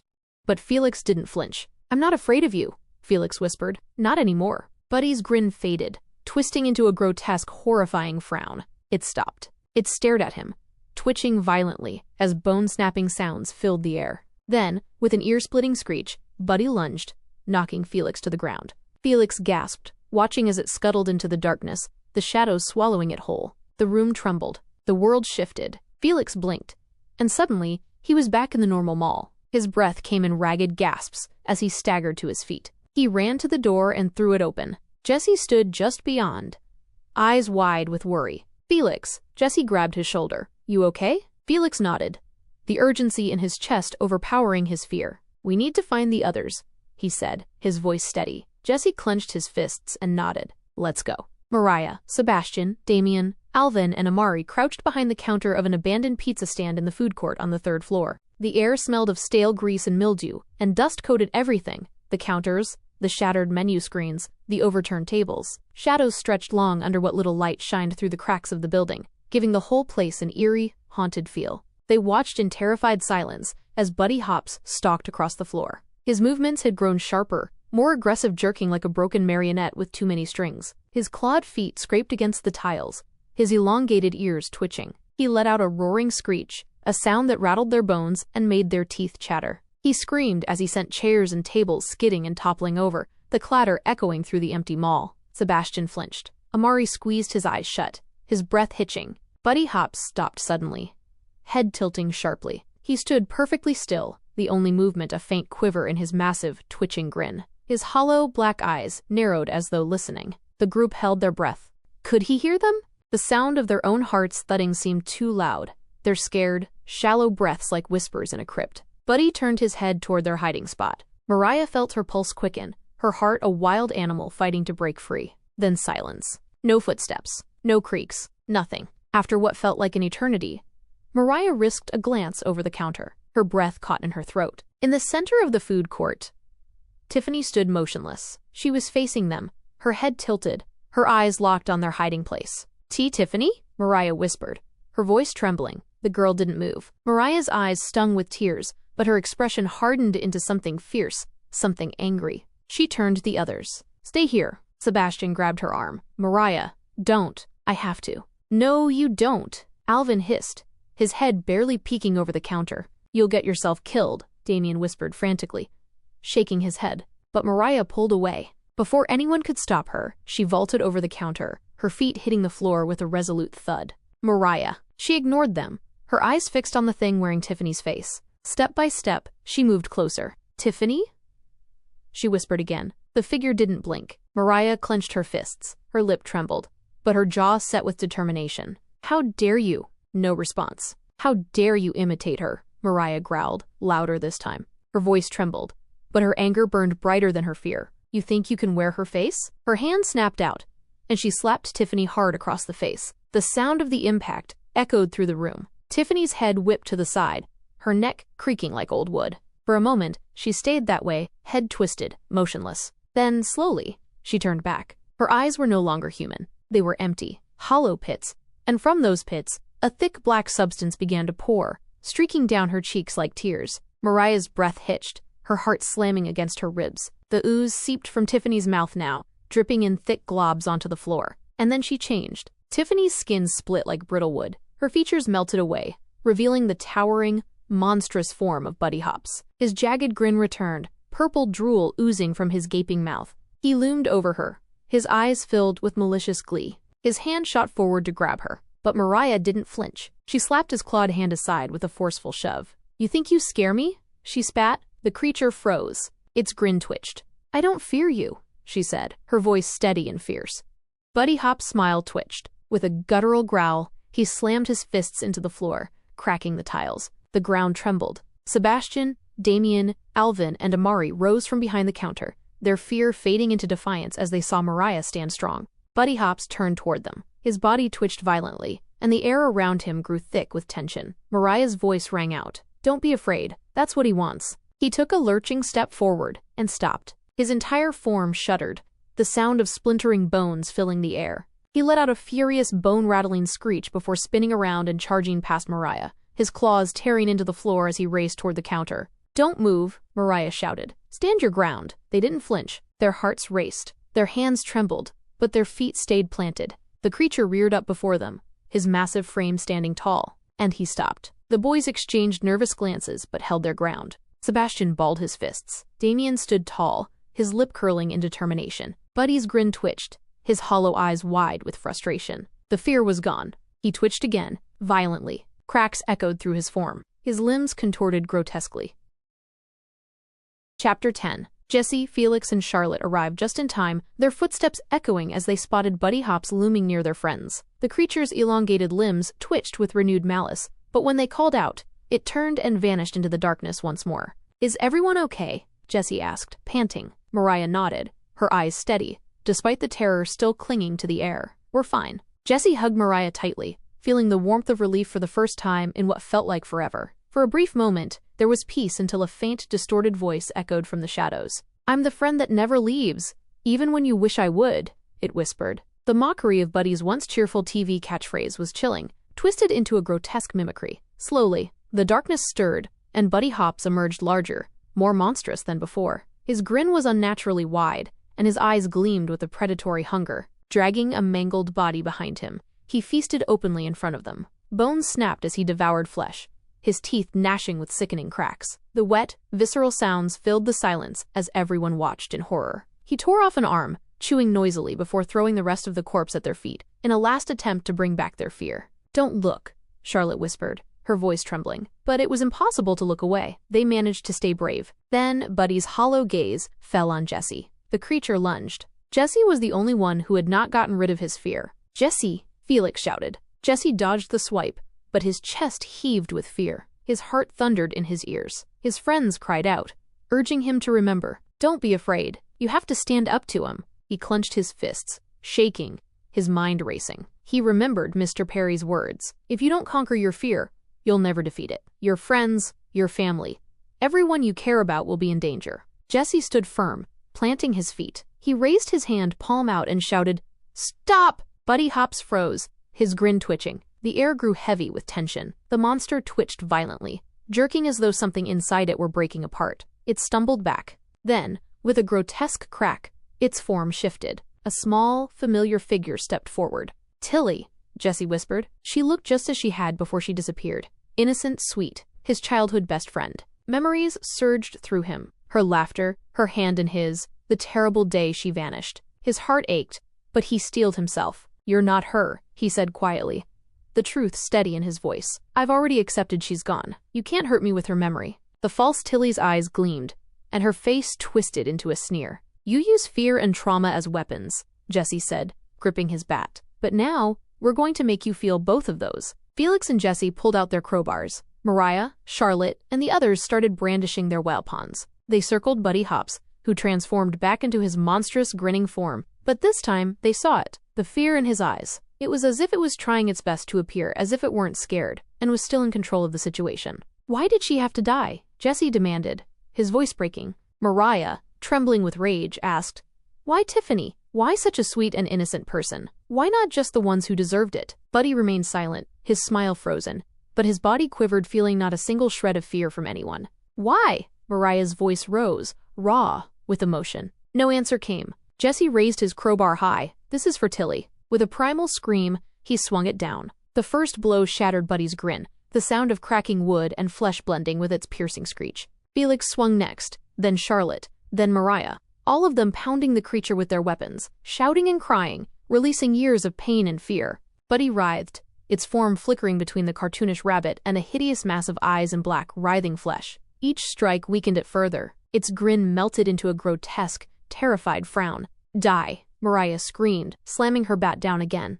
"Go to hell," Felix roared. With one final bone-crushing blow, Jesse drove the crowbar through its skull. Buddy Hops convulsed violently, then went still. A long, guttural sigh escaped the creature as its form collapsed into a pile of black sludge. There was silence. Jesse, breathing hard, let the crowbar fall from his trembling hands. It was over. For a moment, no one moved. Then, slowly, Mariah reached out, placing a hand on Jesse's shoulder. He turned to her, and they both began to laugh, shaky, relieved laughter, mixed with tears. They had won. The group walked together toward the mall entrance, their steps heavy with exhaustion but triumphant. They paused for a moment, letting the reality of their victory settle in. Then, as they moved forward, Jesse suddenly stopped. His eyes caught a still figure lying on the ground near the wall. "Mr. Perry," he whispered. Everyone fell silent. Jesse knelt beside his teacher's body, his eyes filling with a mix of sadness and guilt. He reached out, brushing a hand over the man's shoulder. "Thank you," Jesse murmured. "I'm sorry we couldn't save you."